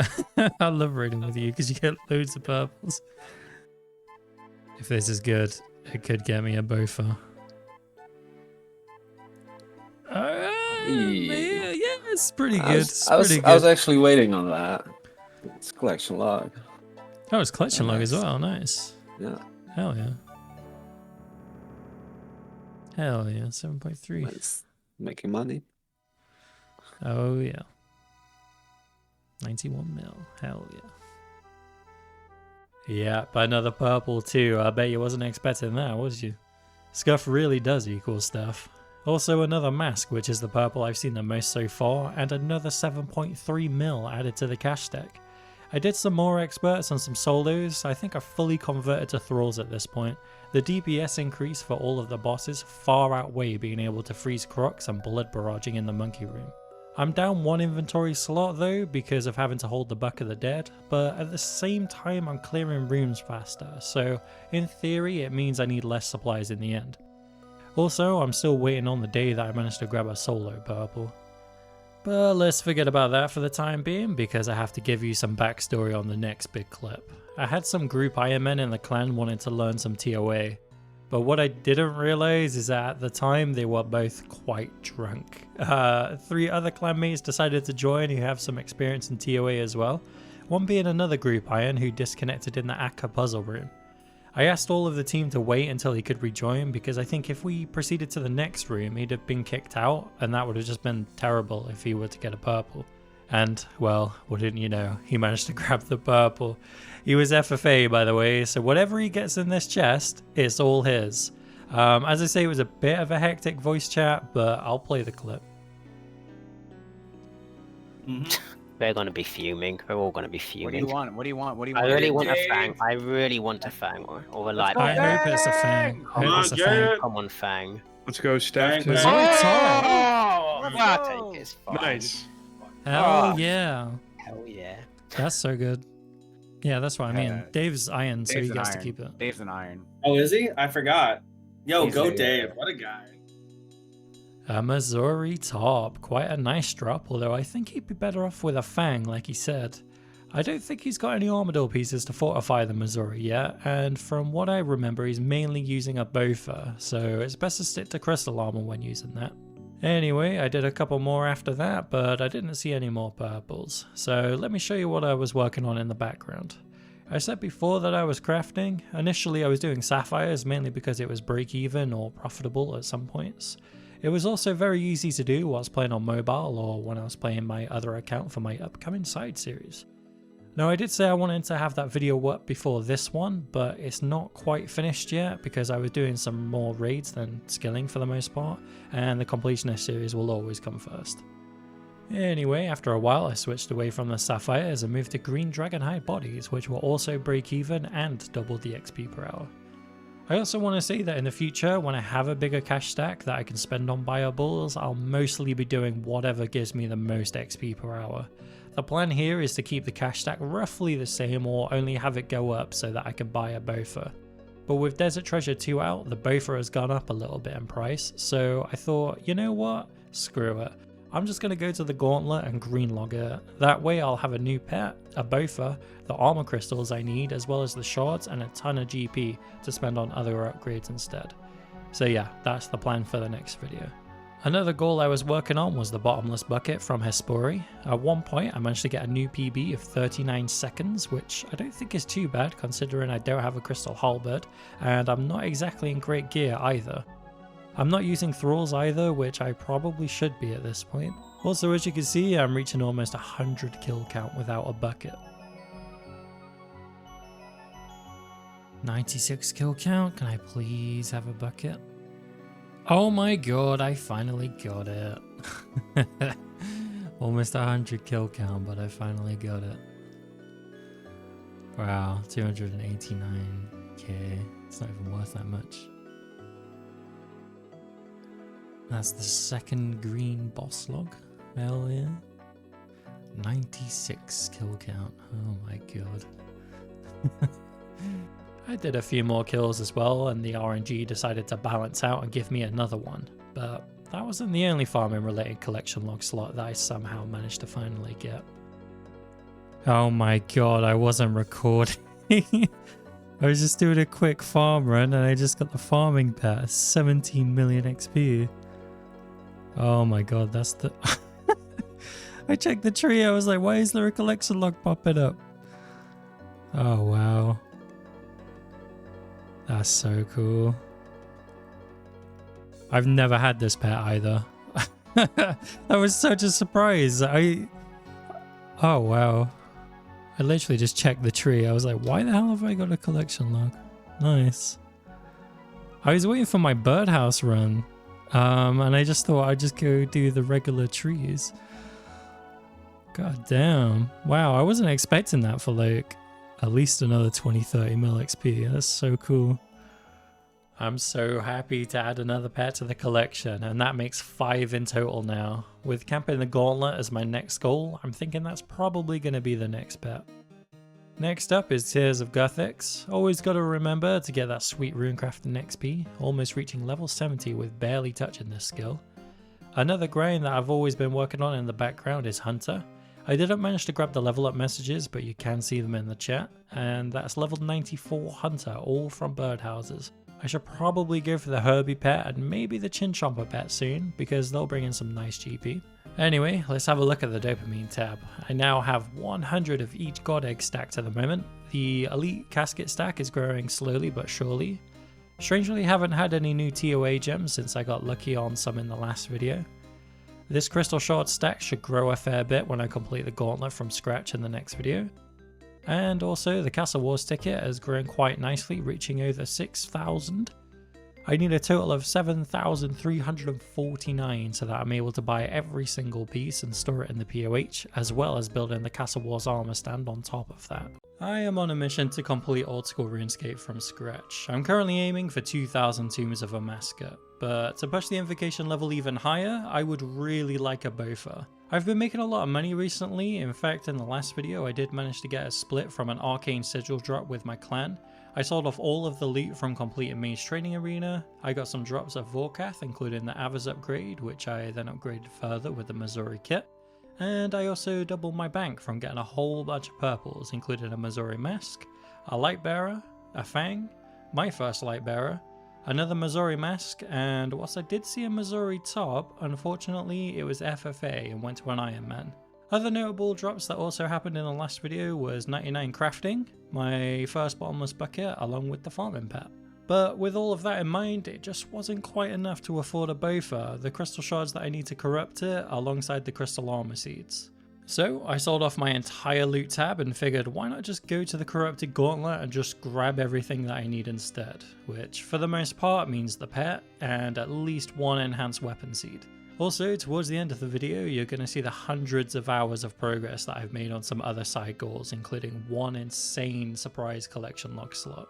So, the gauntlet isn't something I've done much of before. I never really had to come down here on the old Max main account, so this is quite fresh for me, and I have to say, going into this, I wasn't sure what to expect. Because I've heard so many Iron Men complaining about going dry here and calling it the Red Prison. But I'll be completely honest with you, I've been really enjoying it for the most part. Everyone has to start out somewhere, and the regular gauntlet is first, and I decided I'd stay down here for a little bit to get an understanding of how the prep and the boss works. You come in here with essentially nothing and have to make all of your own gear and supplies, kind of like dungeoneering in a way. The prep takes up most of the time here, and whilst it is mostly RNG, there are some things you can do to cut down that time.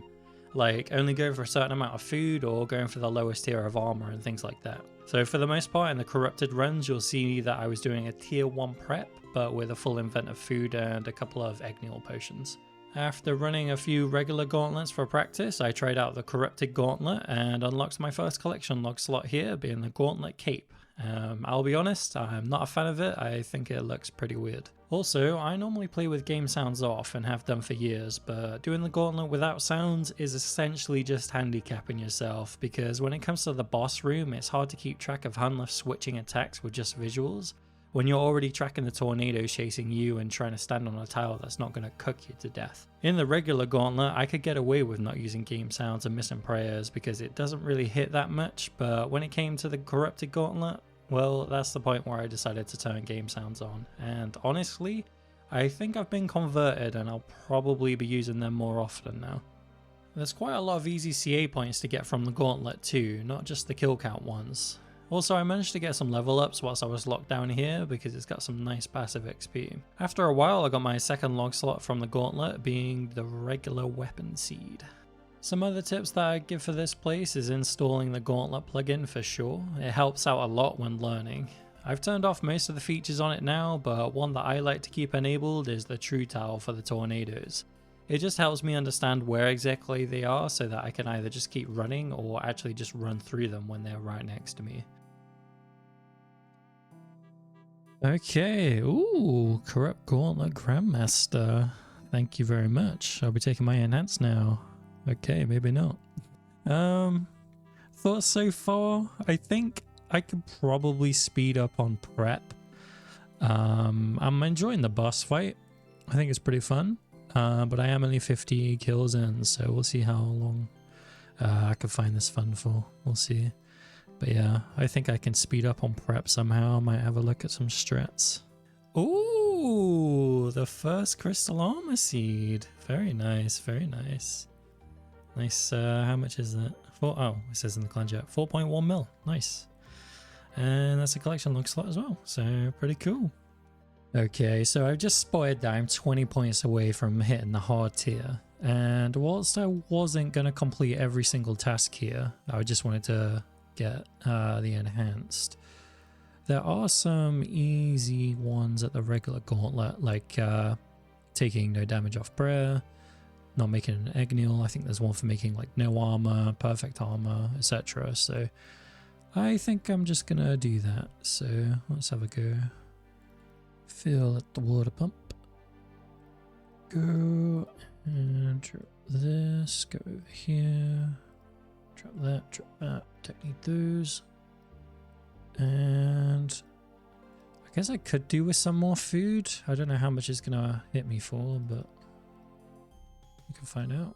So this combat achievement is pretty easy. As you can see, I didn't even go in with a full inventory of food. I think as long as you pray correctly, dodge the majority of the tornadoes and the lava tiles, you should be fine. You don't really need to play perfect for this one at all, so it's some free points.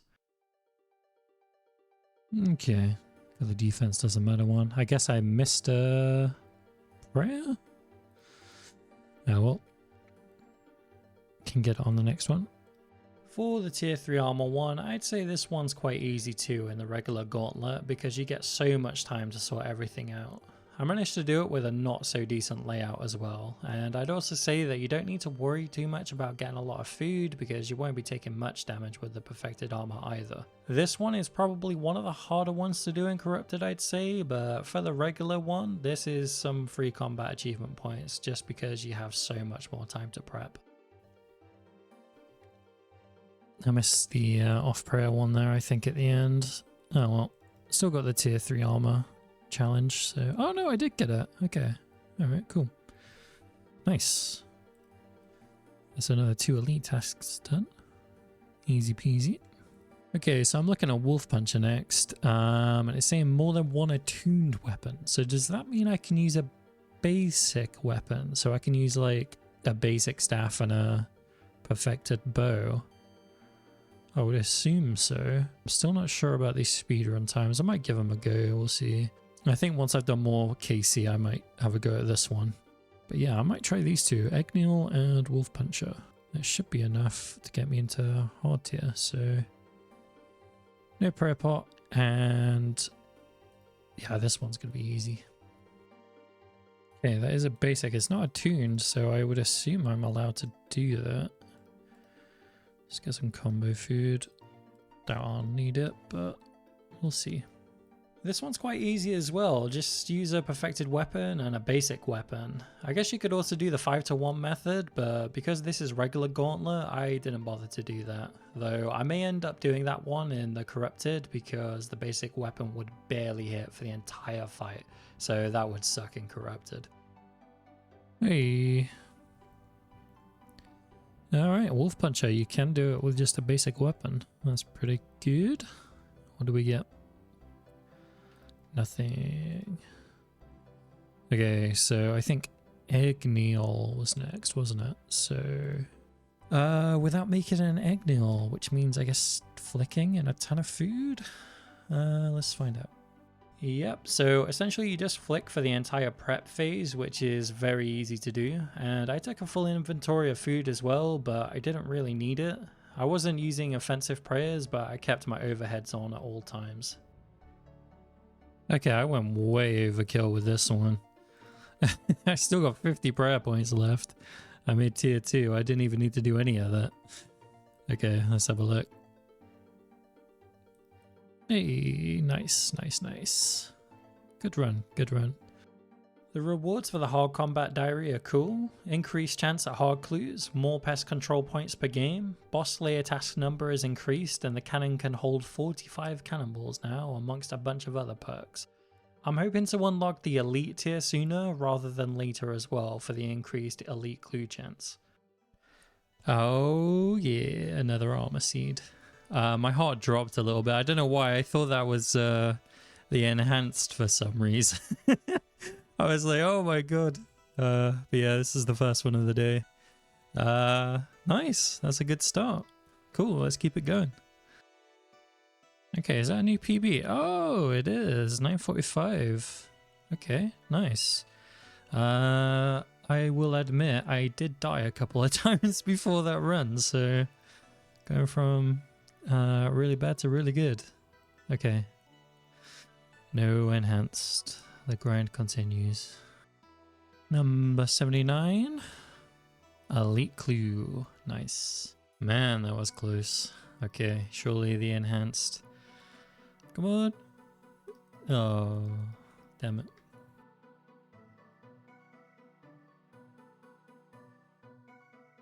Oh, no. Oh, man. Oh, that sucks. God damn it. Okay, birdhouse runtime. Okay. Number 100. Nothing.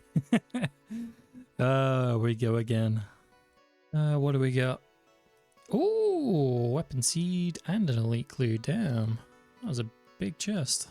Now, I've got most of the elite clue steps done, but one that kept coming up was thieving from the Ardoon chest, and for that I needed a couple of levels. I've boosted it with spice before once, but I decided to just get the extra couple of levels for it this time, which also puts me at 2k total, and that unlocks some more worlds for me, which is quite nice. Oh my god! I wasn't even trying for that. Hell yeah. Oh wow. Finally. It took long enough. I mean, what KC is that? 126. Well, at least I got it. Nice. Okay, first of the day. What do we got? Weapon seed. Oh my god, my heart dropped for a second.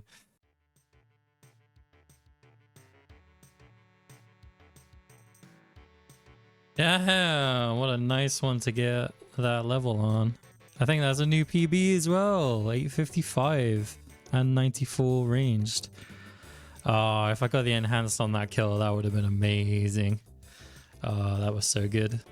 At this point, I was feeling confident with the gauntlet, and so I went back to the regular one to grab the perfect gauntlet task from that one too, and figured I'd also try for the easier speedrun time.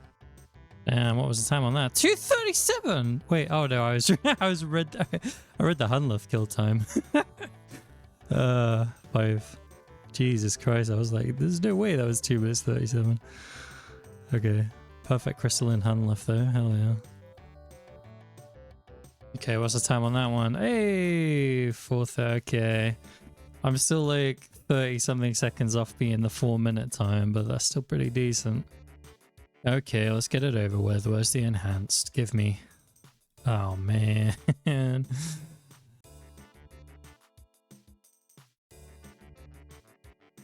Such horrible RNG on the hits in that fight. Jesus Christ. Okay, what we got? Oh! Oh my god, I got the enhance! Oh my god, hell yeah. Hell yeah. Gimme. Gimme, gimme, gimme, gimme, gimme. I said I'd get it today. I'm gonna get the pet as well. Oh yeah. Oh, that makes me so happy. That makes me so happy. Okay, it's a back-to-back, surely. Surely the back-to-back. I still had it in my inventory. I thought it was. Whoops. I genuinely thought that was a back-to-back. Okay, well, you know, we gotta keep going. Oh my god, another armor seed. Money. I knew I was gonna get one back-to-back at some point. Now I'm kind of like on rate, I think. If I go to collection log, the gauntlet. Yeah, so I've had 4 now, and I'm almost at 200. So I'm kind of at where I should be right now, which is nice. Hell yeah, I love a bit of money. That was a long Hunliff kill. 5 minutes. It almost took me as long to kill the Hunliff as it did to prep. Yeah, I was using the Howlbird that time. Okay, well, nothing. We go back in.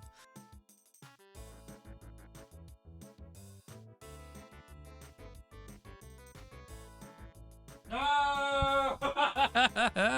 Oh no! Oh, the dog. Oh, that was not good. Okay, surely this one's the pet, right? This has to be. Here we go. Elite clue. Okay. Yeah, it was time for a birdhouse run anyway. 204. Back-to-back elite? Okay. Oh, I think that was a back-to-back. Okay, I'll take it. Please. Please. For fuck's sake. I hate the stupid Howlbird so much. Oh my god.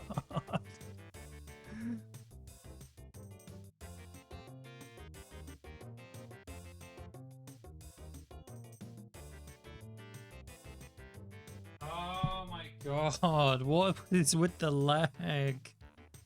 I'm not normally one to blame lag, but come on.